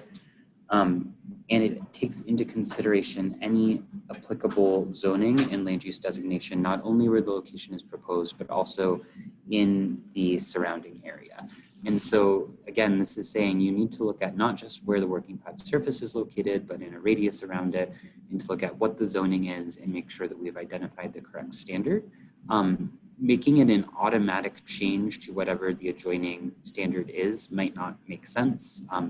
There might be situations where there is something zoned, maybe agricultural, and there's a farmhouse surrounded by industrial on every side, but there should be way for the local government to say, like, you need to actually follow this agricultural standard because, like, that's really what this specific land use is, right? So that sort of case-by-case determination is why staff steered away from doing the sort of automatic change that Adams County proposed, but we really did try to incorporate the spirit of their suggestion. And then want to direct you to the next provision, which is 423B3A.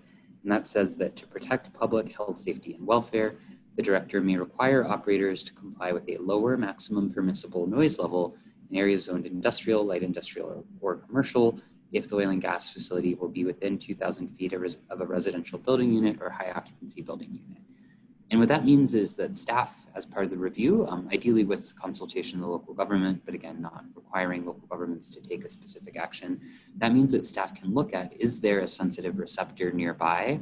It means we should change the zoning. So again, think of a location that's proposed in an industrial area, but there is a residence nearby. In that case, staff would have flexibility that staff needs to say, you know what, this needs to have a lower noise limit to accommodate that sensitive receptor, even though it's technically in a different zone. So staff did really try to carefully craft that setup to make sure that the interests of proximate local governments are considered, to make sure that there is flexibility to consult with the every impacted local government about what the appropriate standard is, and finally to allow the OGLA team on a case-by-case basis as they're reviewing permit applications to make sure that surrounding receptors are taken into consideration.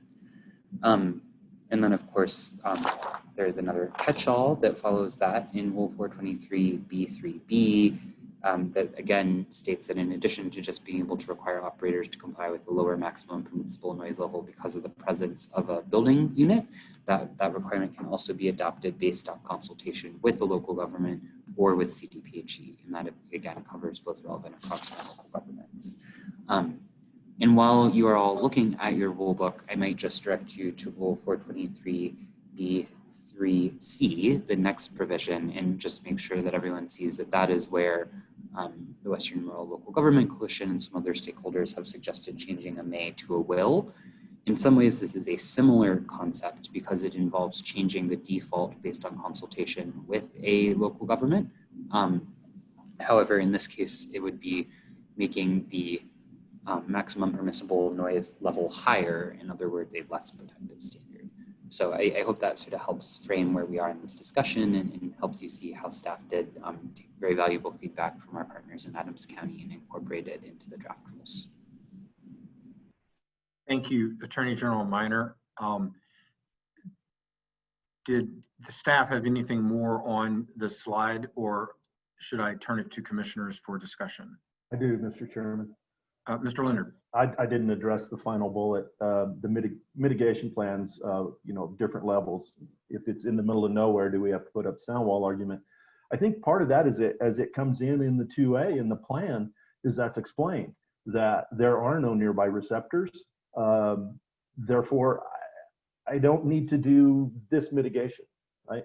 So if you could, again, you prove there are no receptors, then a plan is not necessarily needed, and that's the plan. That may be a little too elementary, but that's the way I think staff sees it. And Mr. Chair, if I may build on that, I would note that there's a reason we often use the term receptors, and that's because humans are not the only things that are sensitive to noise. We're not trying to call people objects, but particularly in those rural areas, one of the key receptors may be wildlife, and that's why we use that term, because that's something that staff does evaluate and obviously has to consider as potential impacts of noise on wildlife as well, and there are specific rules that are designed to address that.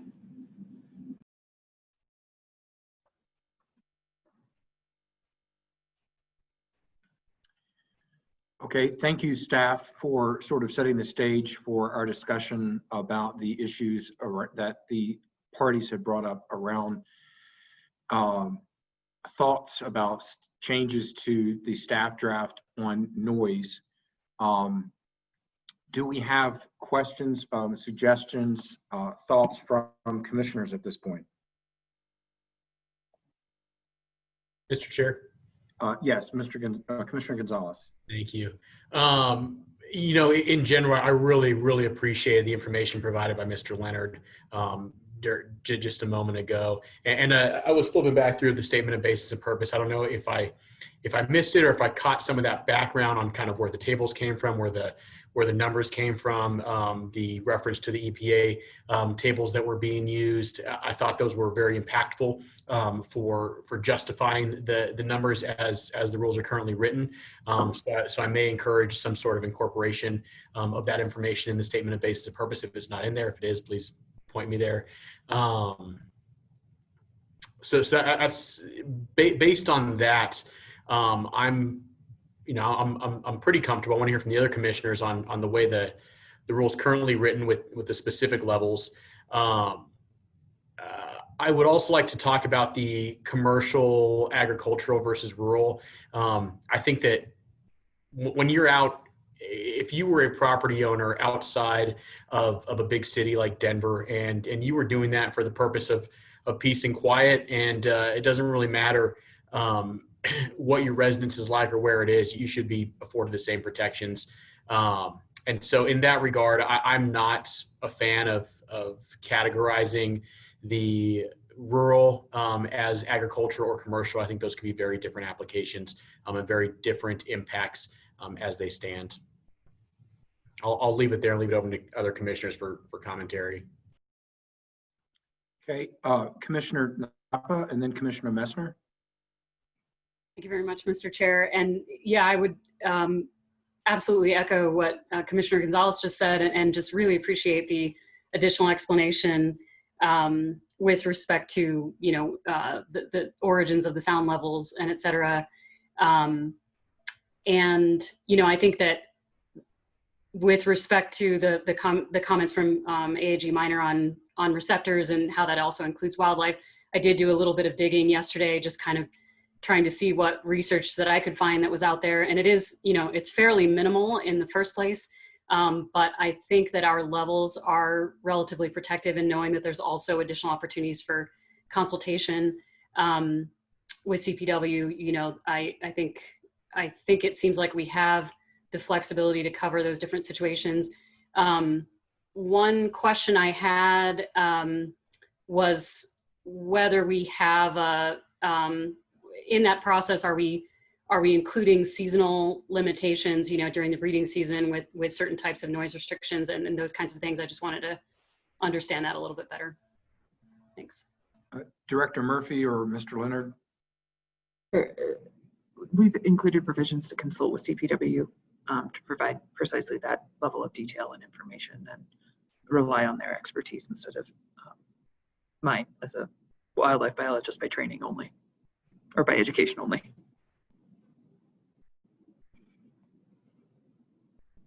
Thank you. And I guess so there have been then instances where restrictions on noise have been placed on permits during certain seasonal applications. Is that correct?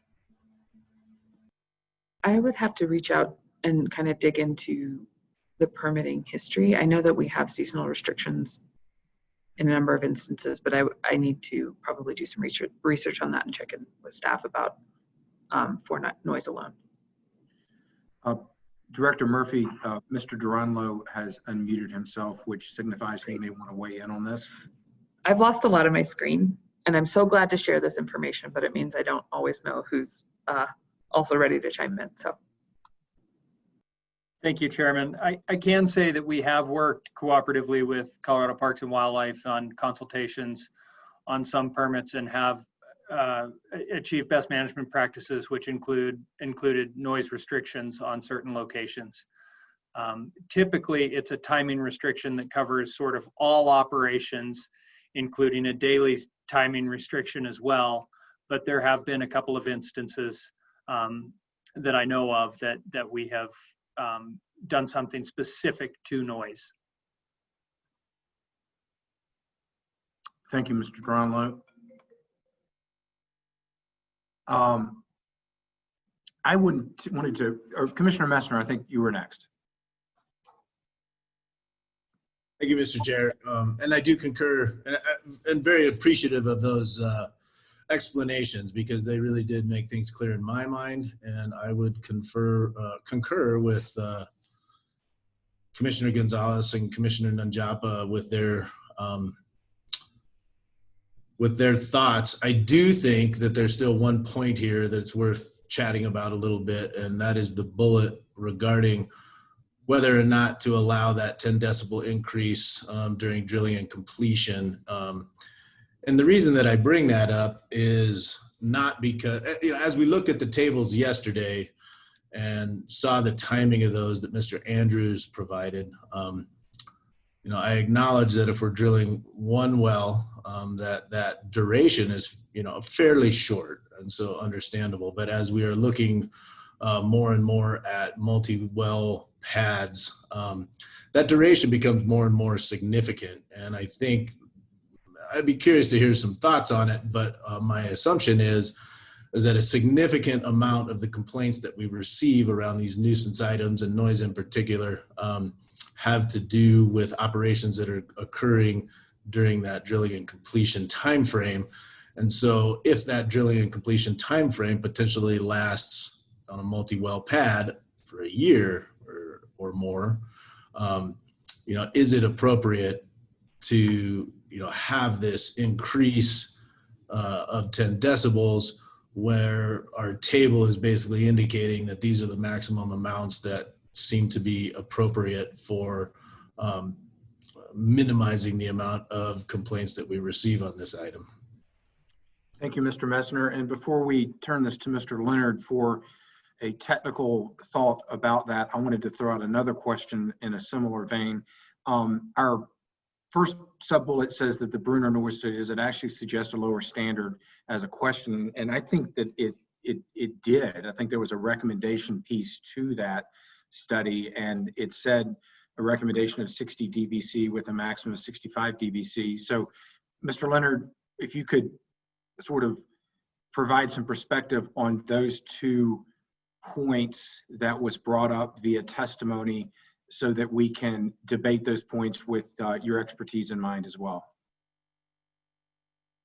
Chairman, I guess I'm a little unclear on your ask.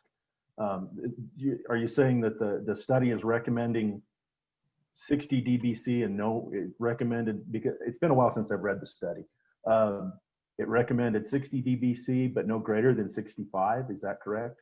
I think that's what it said, and maybe you can answer the second, or Mr. Messner's point about the 10 versus 4 And I'll see if I can find it. I might ask Attorney General Minor to see if he can find it in the testimony as well, so that we can get the specific out before us so that we debate what the study actually said. Sure, Commissioner Messner. So let me, first of all, in siting, we really hope to see a decrease, right, in siting of sites in these residential areas where they're near enough receptors, people, wildlife to be a problem. I want to kind of clear up right now. The noise level that you're hearing right now with my voice is about 67 dBA. Okay, so standard speech runs between about 62 and 67 dBA. We feel that you know, yes, it is an increase above what people hear, but it also is an operation. And much like construction operations, the air conditioners that are running in homes, the heaters that run, you know, it's strange. My neighbor's heater, I can hear it when it comes on at night because it makes this really strange noise. And you wouldn't think you'd be able to hear a furnace inside a house, but because of what it exhausts, I can hear that. So the how do I go back about this? Those noise levels that you see there, the 50 dBA and the 55, again, you know, they come back from those studies, and they're based on occupation, or they're based on how many people per square mile and things like that, and until you get to the light industrial and industrial levels, and then they start talking about buildings and such. So I think we have to consider that, yes, it is an operation, but no, is there any way to get it to the point where it's as quiet as the surrounding area? And I hope I didn't wander too far in that answer. Mr. Chair. Yeah. Thank you, Mr. Leonard. And I think the question here is not whether or not this particular noise needs to be, you know, ambient levels. The question is, you know, understanding the duration of some of these drilling and completion operations. And I think that's where the concern from a lot of the stakeholders are, is that the duration. So if I'm building a house next to your house, you're going to know that there's going to be a certain amount of construction noise for a certain duration, right? And, you know, understanding that if I'm building a 5,000 square foot house, that may be a year of construction activity, you know, right next to your house. And so that's to be understood. But when we look at these drilling and completion operations, just understanding the timeframes and understanding that the initial table limits it in residential areas to a certain amount, but yet the drilling and completion stage allows it to have a 10 dBA additional limit to it. Do we need to put a not to exceed time frame on that or something like that to create some certainty for the residences, you know, that may be impacted by that additional dBA? I think, do we need to put additional bookends on there so that there's some certainty, so that folks who are impacted do understand that this is a temporary impact, and it does create an additional allowance for that. But is this allowance for 3 months? Is it 6 months? Is it 1 year? You know, what's the situation that they're facing? Does that make sense? Yeah, that does clarify it quite a bit, Commissioner. I think part of this falls back to the discussion had the other day about notice and operators, you know, notifying the nearby residents what they're going to see, what they're going to hear, and how long they're going to hear it, and just preparing them for that.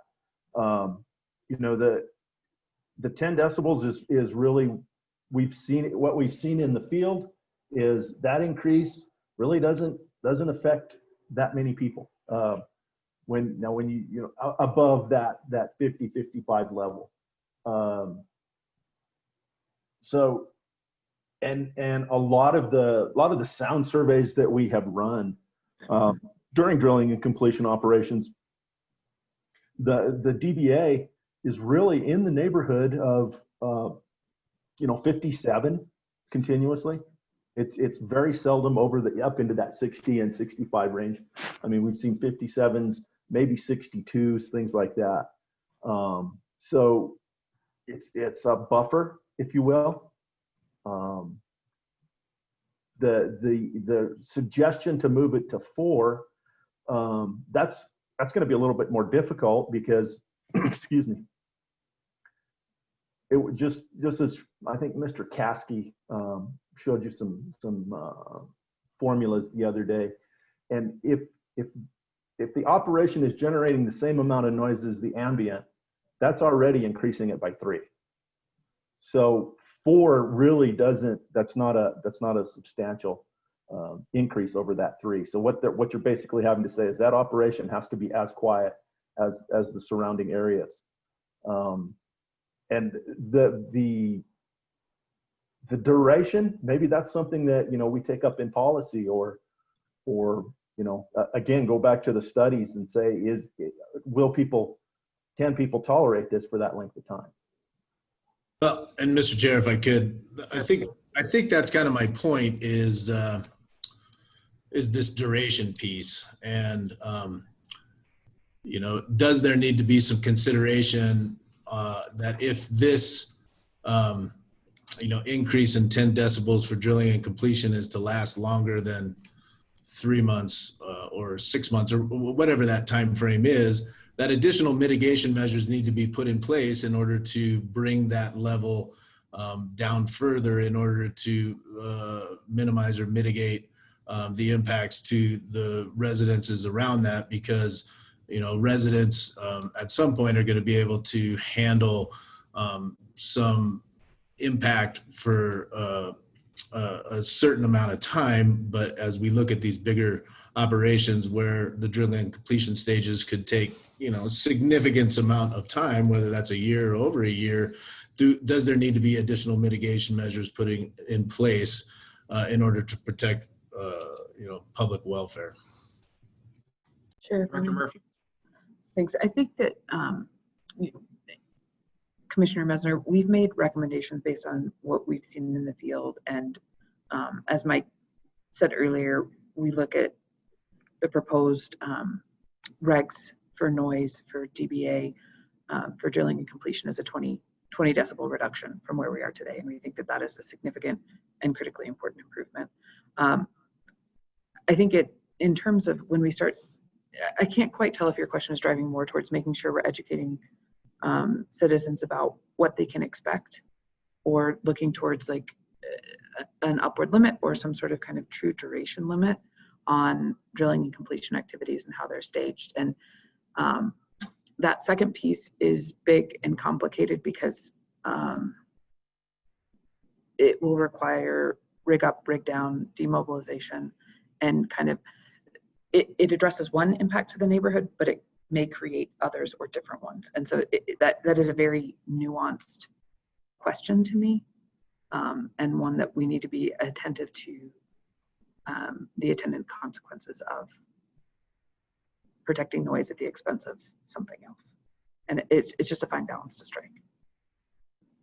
And I appreciate that. And so I'm certainly not suggesting, to rig up and de-rig and rig up and de-rig. That's not actually what I'm suggesting. My question is, and actually it's an important point to understand that this is a 20 decibel decrease, and does that 20 decibel decrease alleviate some of the complaints that have been occurring up to this point? And so I do acknowledge that. My thought is would operators propose more mitigation factors, more mitigation measures in a situation where they know that they're going to be drilling in a drilling and completion phase for longer than 6 months at a time? And that's a question, so that they are understanding that they're going to be there for a significant amount of time because they are doing a multi-well pad. And so would they propose mitigation factors that may additionally minimize some of the noise impacts that could be experienced by folks around that. And so, I mean, I'm thinking aloud on this a little bit, so do understand that. But at the same time, I do think this is an important topic. And I do also think it ties into ultimately citing and setbacks. And so I acknowledge that as well. But I'm just trying to understand, how do we minimize some of the complaints that are received and the impacts that are felt from drilling and completion operations that last a significant amount of time. Do other commissioners desire to weigh in on this topic? Commissioner McGowan.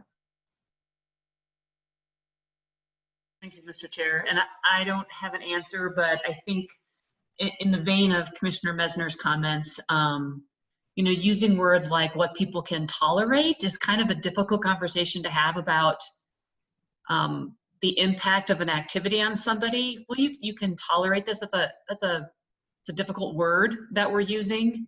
To the point too, if you live in a neighborhood and something noisy is going to happen next to you, it usually stops at night, for example. You're usually not dealing with it from 7 p.m. to 7 a.m.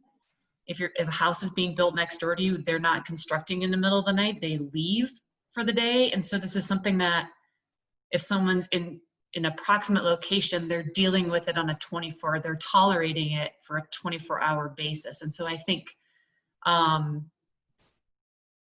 think to your point, Director Murphy, anything that we can do to inform folks for how long they're going to have to, they will be exposed to something that they normally aren't exposed to, I think is very helpful. And then I think anything we can do to work with industry to minimize as much as possible the impact of noise and dust and light and the duration of it is also very important. So I don't have a magical answer about what the decibel levels should be, but I do think that all of these nuisance issues, given that they're what folks complain about quite frequently, we should take quite seriously and see what we can do to mitigate all of those things and minimize them as much as possible. Commissioner Gonzalez, and then Commissioner I appreciate the concerns shared in this regard, and acknowledge that the drilling and completion operations are probably the most impactful from a noise perspective, anyways.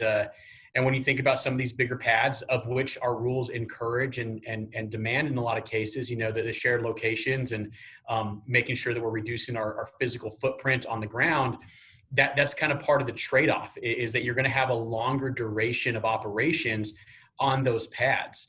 That being said, there's been, suggestions about consultation, information provisions, and I was thinking that when I'm reading the plan requirements for 423A, 423A2 suggests estimated noise levels by stage of operations, which I think is really impactful, and the time duration for each day. Well, I imagine that in a lot of cases that's going to say, okay, our noise levels for drilling is going to be X, and it's going to be 24 hours a day.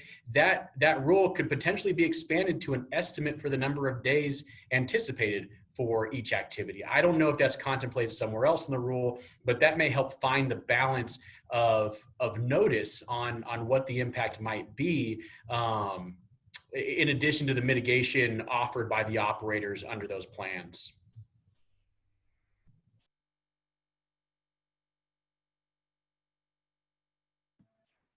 Sorry, I was muted. Commissioner Nanjapa.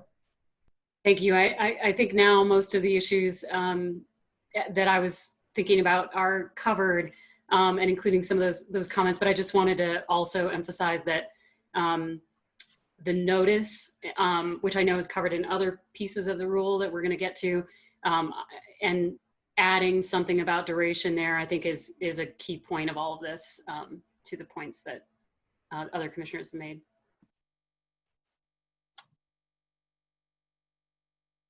Commissioner Messner, did you have any further follow-up on this? Mr. Chair, I don't, and I actually am feeling guilty that I don't have the solution to the things that I'm bringing up right now, but I will continue to think about this and see if there's not something that like jumps into my head. But I do think, in the spirit of really trying to minimize the amount of complaints and minimize the impacts and try to create a better relationship between operations and adjacent land uses, this is a topic that I'm noodling on, because I do think that, most of these other bullets that we're seeing here in 423 are clearly, in my opinion, addressed by the work that has previously been done. Thank you. While we noodle over that, Attorney General Minor magically appeared. Were you able to find the Bruner study within the pleadings? Yes, thank you, Mr. Chair. I do want to, I think, correct the record there that is a study staff relied on in the statement of basis and purpose. It's cited on page, I believe, 101 of the statement of basis and purpose, footnote 6. I don't believe any party actually submitted it as an exhibit to their testimony. I may be wrong about that. I sometimes get lost in all those submissions.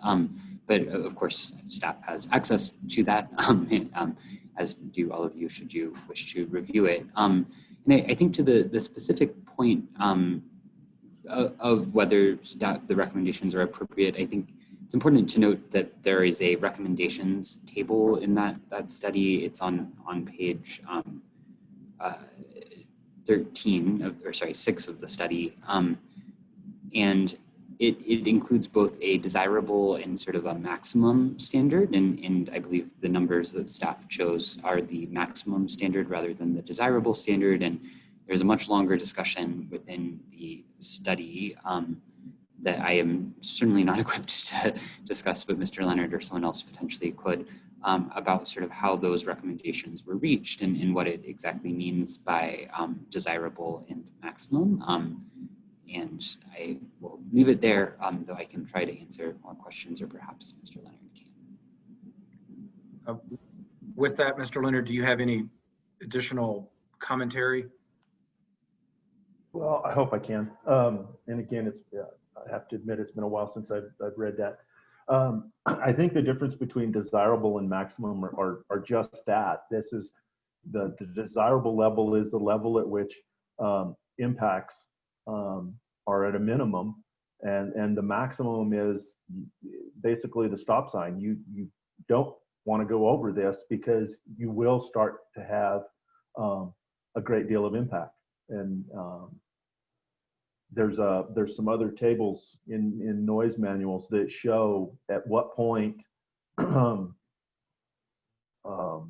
when you start going above the ambient or the current noise level, at what point you will get complaints. And this is across several industries, not just oil and gas. This is studies that have been done through some of them, like nail factories and things like that. So I think that's the desirable, and I've lost the word, Mr. Minor. Maximum, I think. Maximum, yeah. I think that's the difference between the two. And Mr. Chair, if I may follow up on this, if this is a topic the commission would like sort of more presentation on, I would just note, these are rules staff has been working on for months. I believe, so I'm recalling correctly, Mr. Leonard, the day when you and I sat down and looked at that study and really first proposed this number was in December of last year. And so if you would like sort of a more detailed discussion of the study and everything that it entails and why staff proposed what it did, that might be something that we could give you at a later time. It's a little difficult to do that right now. So I apologize for not completely prepared. That is direction that I would agree with. Commissioner Nanjapa? I agree with that suggestion as well. I just had a quick question.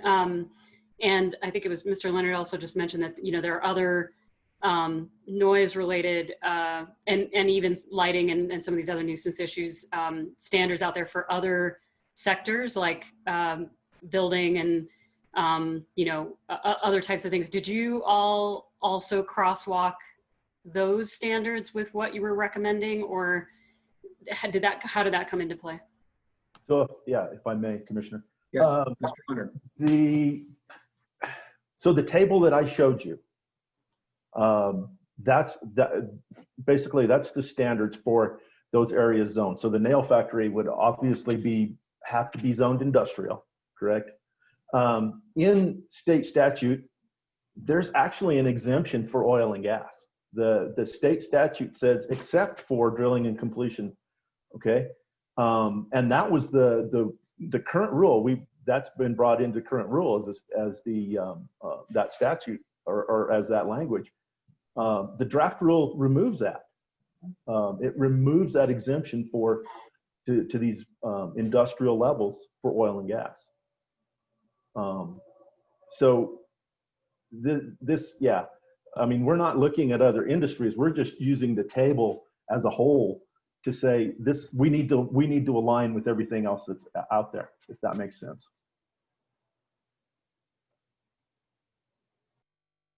Commissioner Messner. So in an attempt to bring a solution, potentially, let me ask this question. So in 423B3, which AAG minor indicated was the ability, either by consulting with the relevant or proximate local government, or that's in 3, and then in 3B, that the director may require operators to comply with a lower maximum permissible noise level. Does that apply to this 10 decibel additional allowance in 2? Does that make sense? Commissioner, or Mr. Chair, if I may. Yes, Attorney General Minor. I don't think that necessarily would it could, sorry. So I think in general, the Part 3 consultations are sort of intended to move you to a different category in the table, right? So that's saying, like, even though this is in an industrial zone, it should really be considered an agricultural zone for this reason. But I do think that and that's true for 3, the language and the sort of header of 3 as well as Part A. However, the B does just say a lower maximum permissible noise level overall without referencing a zone. So I think there could be some room to say that that also sort of provides and would allow CDPHE or a local government to recommend sort of not applying subpart 2, though I would suggest that might require some clarification in the regulatory text to make that abundantly clear, because I am not sure that's completely clear as written. Okay, that was my attempt at a solution. I was going to say, good try, Commissioner Messner. I think your trial balloon was shot down by the Attorney General.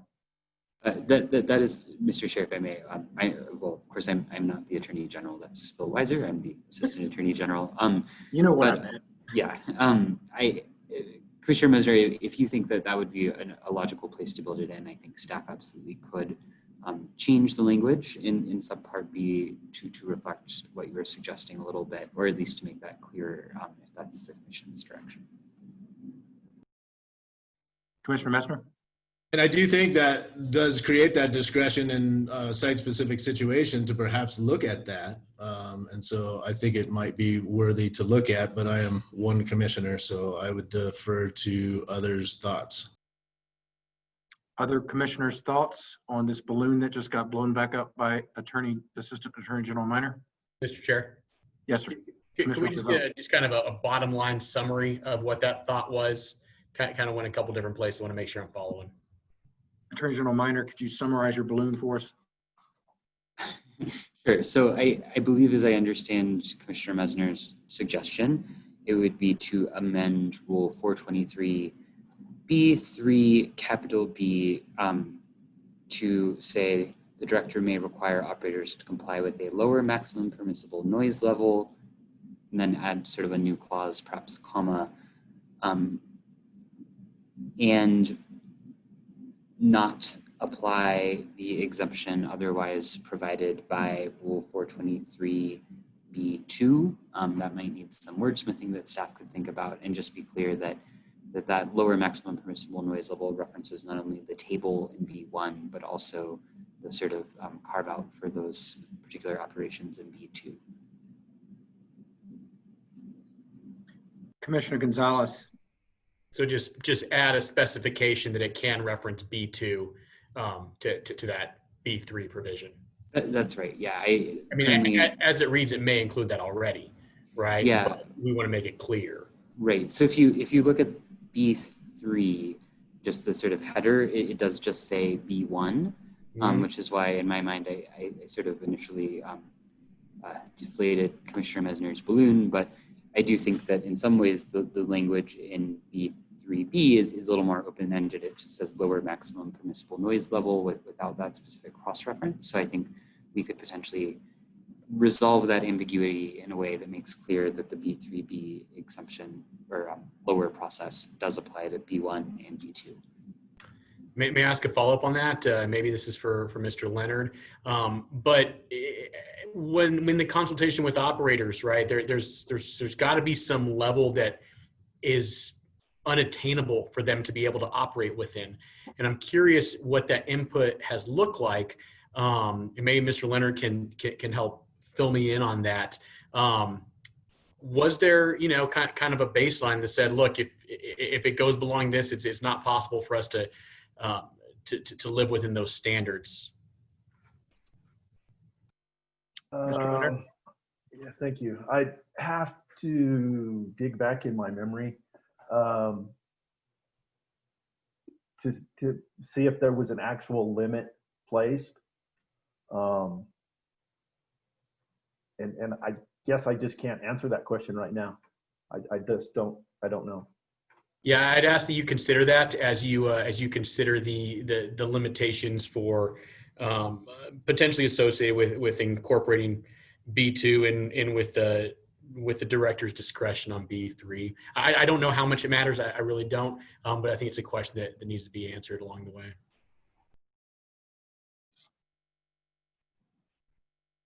Other commissioners with thoughts on the slide, the questions presented on the slide, et cetera?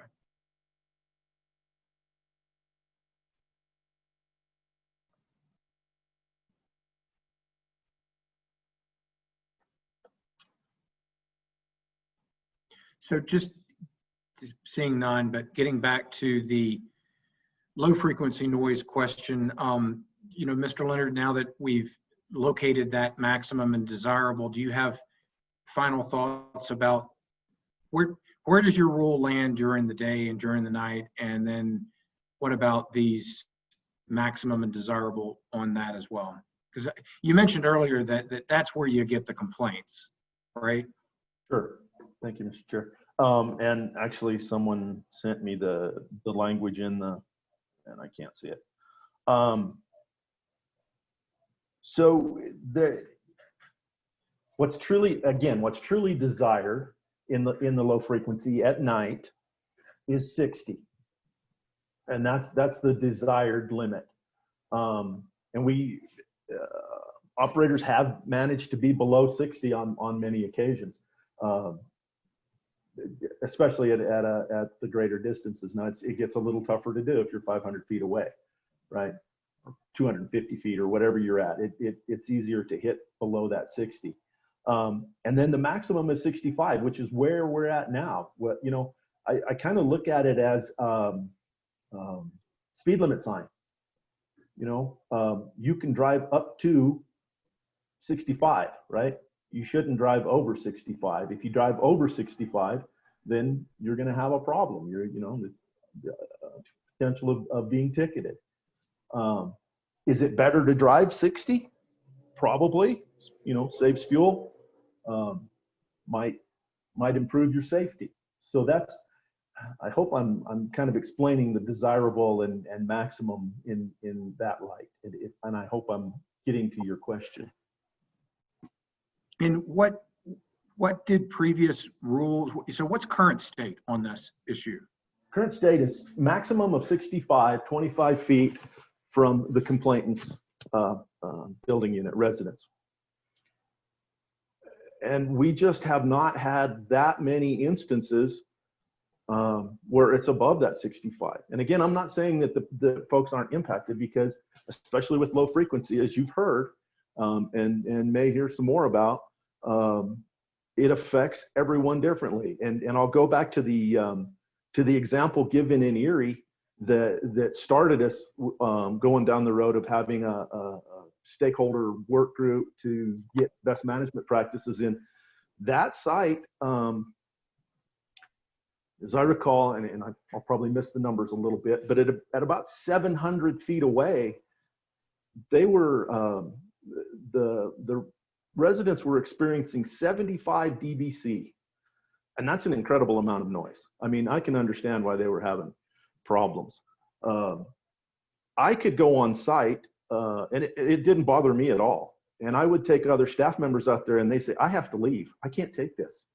So it does affect everyone differently. And using that site as an example, we determined, because they were not on highline power the first time they drilled on that, they were using electric generators on site.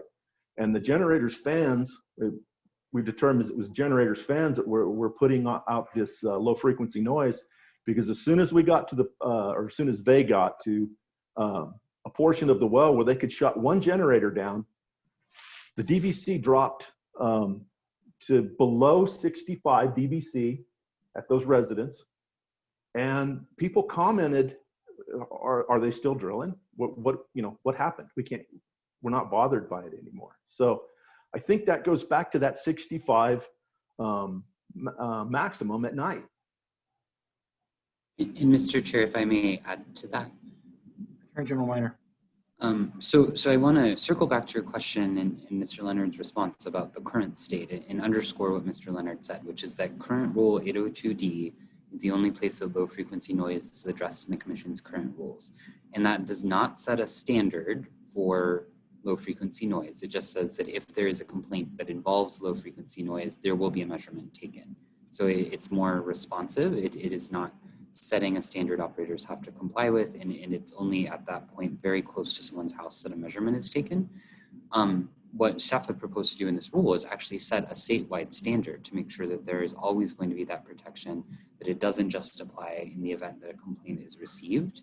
And I also want to note, staff proposed this limit in all zones, right? So for example, the Bronner study we keep talking about, the 2011 study from Australia, it actually has different recommendations tiered to different zones, up to a maximum of 80 decibels dBc in industrial areas. And staff thought that it was more appropriate to use a more protective standard and set a standard for all zones that doesn't differentiate residential versus industrial, and just say you need to keep within these limits, again, the maximum limit suggested by the study for residential areas, regardless of where you are, really recognizing what Mr. Leonard's point is, which is that this can be a really disruptive thing for people. So staff did try to take a much more protective approach than what's in the current rules, and in fact, in some ways more protective than what is recommended in the study, though again, that maximum versus ideal, I forgot the exact term, is relevant. Maximum versus desired. I don't want to beat a dead horse here, but if we could get direction, I mean, I at least would like direction to you guys to go revisit that, and when you bring back the 600 series, take a look and see. I mean, I don't even, and I haven't read the study, so I don't even know what quote desired means versus maximum. Is maximum, as Commissioner McGowan said, is that what can be tolerated? But it does seem like, since this is the area in which we get most of the complaints, that we ought to take a hard look. I know we had some of the stakeholders that were suggesting that we just go with 65, across the board, day, night, et cetera. So I guess my direction at least would be to dive a little deeper. I don't want to do it right now on the dais because we've got a lot to get through today, but to come back on that topic. Does any commissioner sort of disagree with that direction? Are you comfortable if we did a little deeper dive on that? I'm comfortable with a deeper dive, Mr. Chair. I don't want to put any pressure on the staff that we are mandating the change. We are just asking for an additional look along with that. I don't know if that's fair for the other commissioners, but that's kind of the way I'm seeing it. Is want to look, want to see what it's like, and if there's additional protections needed for specifically the sea levels and specifically during drilling and completion operations. But that's kind of where I wanted to leave it. I don't want the staff to take it that we're pushing them to make a change because we're not satisfied with the rules as they are. I just think maybe we're not satisfied with our comfort with the information that we've received and what we know. Others on this topic? Mr. Chair, I would just, Yes, I would Commissioner concur Mentor. with what, sorry, thank you, Mr. Chair. I would concur with what Mr. Gonzalez just said. I think for me, it's, while I'd want to be as protective as possible, the data are so limited, and it's hard to really know, what is both workable and protective, and knowing that we also have this flexibility to reduce standards if we need to for different, case-by-case reasons. But I just want to again express all the appreciation and express appreciation for all the information, and also the potential for a deeper dive. But again, just echoing Commissioner Gonzalez with that comment that it's not that there's necessarily a problem, but just want to make sure that we've fully evaluated the information.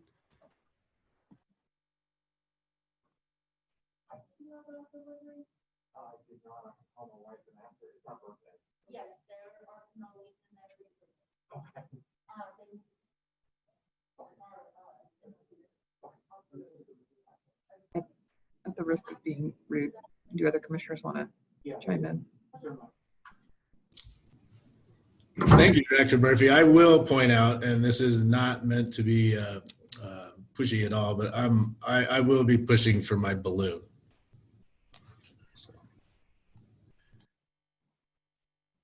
Very good. Sorry, I had to step aside for a personal issue. I'm back. Where are we? I'll look to Director Murphy to reframe where we're at, where we've gone, where we still need to go on this slide. Chair, I would want to make sure that all commissioners have kind of weighed in on the C-scale piece. I think we've heard from a number of you, but if there are lingering comments, we should take them.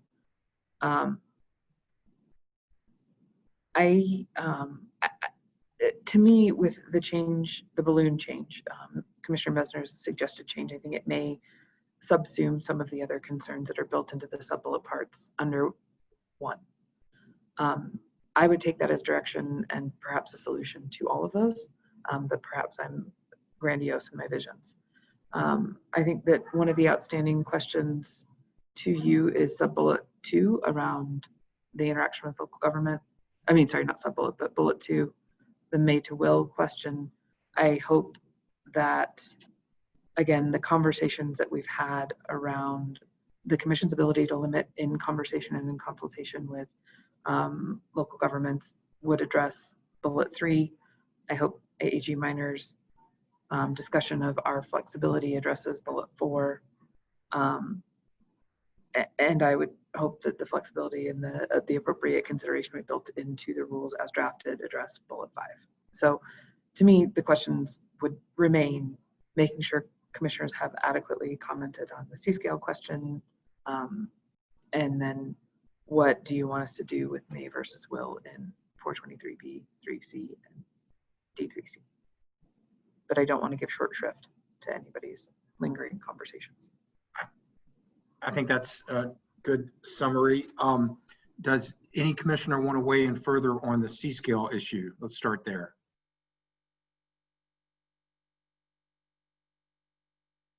Commissioner Gonzalez?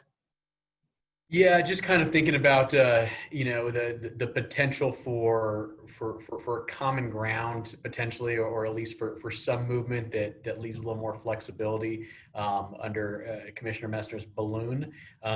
Maybe an appropriate solution for that. I believe the staff has put in a ton of work in determining the standards that are set here for DBA and for DBC. And so I'm not inclined in our few minutes of deliberation to make a bunch of changes to that. But if there's a way that we could add some more comfort to the possibility that those levels may, in some instances, be too high, I think that's appropriate. And so I'll kind of throw that out there as my sense on the matter. With regards to may versus will, if I'm going to proffer a vote on my end, or at least my position, I say stick with the may. I appreciate the discretion there, and I believe the staff's gonna rely on the information that comes from local governments and from that process. Thank you for those thoughts, Mr. Gonzalez. Other commissioners that would like to weigh in on these final two issues? Commissioner Messner? Just so that there is clear direction from me, I concur with Commissioner Gonzalez on the may versus will. I think that creating some discretion with the may is fine. I do think that clearly it's been explained what the intent is. Thank you, Commissioner Messner. I agree too. So with that, Director Murphy, do you believe you've got direction on 423? She's nodding her head up and down, which is signifying yes. Let's try to tackle one more area, one more slide before we break for lunch, perhaps.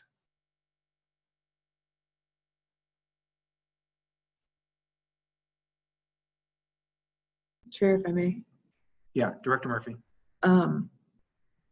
It may be too aggressive, but I tended to think that Commissioner Nanjapa's comments around the BMP and visual mitigation stuff kind of buttoned up that slide. And so I'd like to offer that to the commissioners. And if that is good enough, we can incorporate it as directed. And then we could spend a few minutes talking about lighting. And that would, and if we do that, we're like, okay, if we do that, we're all through the nuisance pieces for today, which is a huge accomplishment and a testament to your attention. Okay, before we move off 425 and lighting, let me open that slide up for further discussion from commissioners.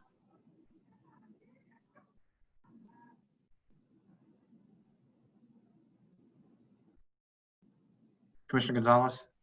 Yeah, I unmuted myself. I'm still thinking through this, so let me talk it out just a second. I guess we're talking about in terms of orientation placement on the oil and gas site. When an operator creates an OGDP or creates a 2A, is the location of the rig on that 2A, I guess, the orientation of, I'm sorry, when we're talking about facilities, are we talking about permanent facilities, or are we talking about temporary operational facilities? Or does it matter? Because I think they're two different things, right? I think when we talk about long-term placement of facilities, I think it's important to take into account topography, take into account placement of those facilities in reference to the pad itself, the location, and I think that could be an appropriate spot for assuming it's okay. Assuming it's on the pad in the right spot, there's lots of considerations, right? You know, there's cut and fill. You want to make sure you're putting it on the cut part. You want to make sure that you've got the right compaction for your equipment, that it's all safe. There could be a lot that goes into it, more than just the simplicity of orienting it in a certain way.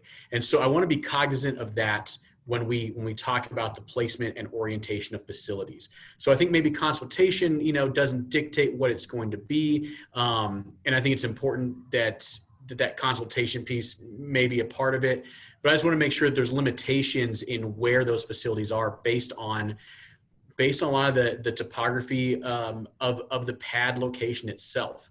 So that's one thing with the facilities. I'm a little bit concerned with adding the consultation just because of the lack of expertise potentially, and I don't want to undersell or undermine the expertise that will likely go into these reviews. But a lot goes into it with just the way that the topography works and the way pads are built.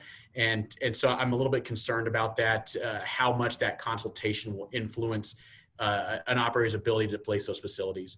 When it comes to facilities that are temporary in nature, like the rig or the placement of the various completion tanks or whatnot, I think a lot of that has to do with kind of safety, and a lot of that has to do with the actual equipment that's being used at the time. I'd be very concerned about putting information about that on the front end of the 2A in regards to how you're placing the visual mitigation of those temporary operations like drilling and completion. That's a long rambling comment, but maybe there's some follow-up questions that could help me dial that in if needed.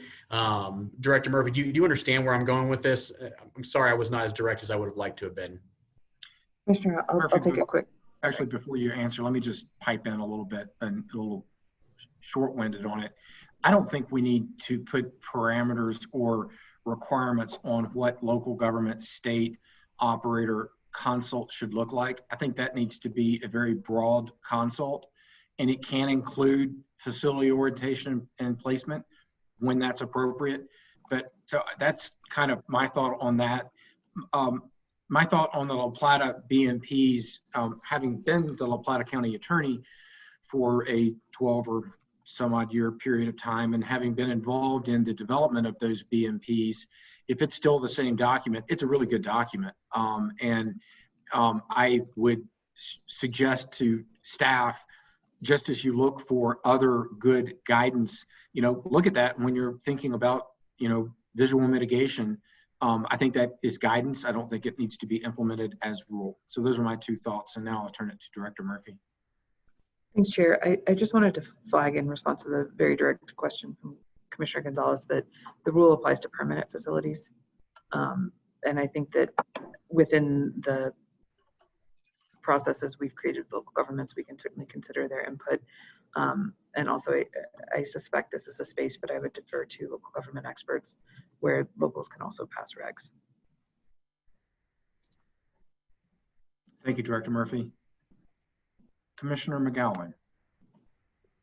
Thank you, Mr. Chair. I think I would only add to this discussion that I don't think in lots of places in our rules, we're encouraging consultation with the local government, understanding that the local government might not be an expert in oil and gas activities, but their input is meaningful, and it starts a dialogue so that the operator can say, well, we can't put something here because of X, Y, or Z, but at least you've had that dialogue with the local government. So I'm supportive and comfortable, incorporating that consultation piece with the local government for this. Commissioner Messner. So thank you, Mr. Chair, and not to, I want to ask a question first. So what, if I recollect, and the 300 series discussion was like a week ago, and so I may or may not remember this, but there is no requirement in a 2A submittal for any kind of visual impact plan. Is that correct? If I may, Mr. Chair. Yep. Regional minor. So there is no visual impact mitigation plan required as part of the Form 2A. We may need Mr. Dronlow to explain how his team analyzes what visual impacts might be, which I think is sort of a different question. I think there may be other information on the Form 2A that helps his team understand that, but I would defer to him to answer that. Mr. Dronlow. Yeah, so I mean, our staff would look at things such as topography, to determine whether there's, visual issues surrounding land use, such as, open space parks or other areas that people might, not appreciate oil and gas on the landscape, so to speak. And then, certainly, on the Eastern Plains, how does that fit in with the neighbor's view of the mountains has been an issue. And we've looked at that and worked with operators to relocate tank batteries, in fact, to address that issue with them. Hoping I'm arriving at the question.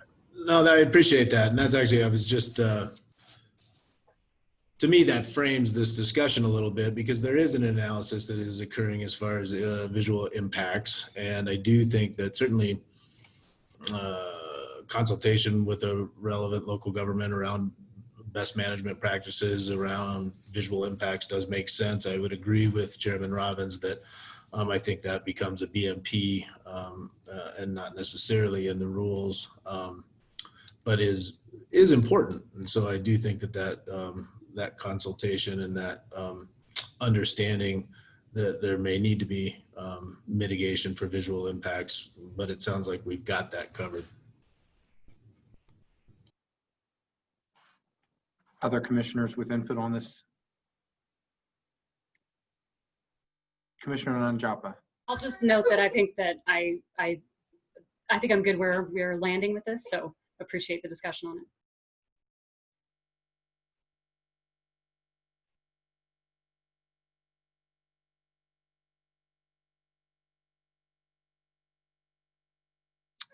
All right, I'm not seeing further discussion on this point. It is 11:59. I suggest we take the hour-long lunch break and return at 1 o'clock.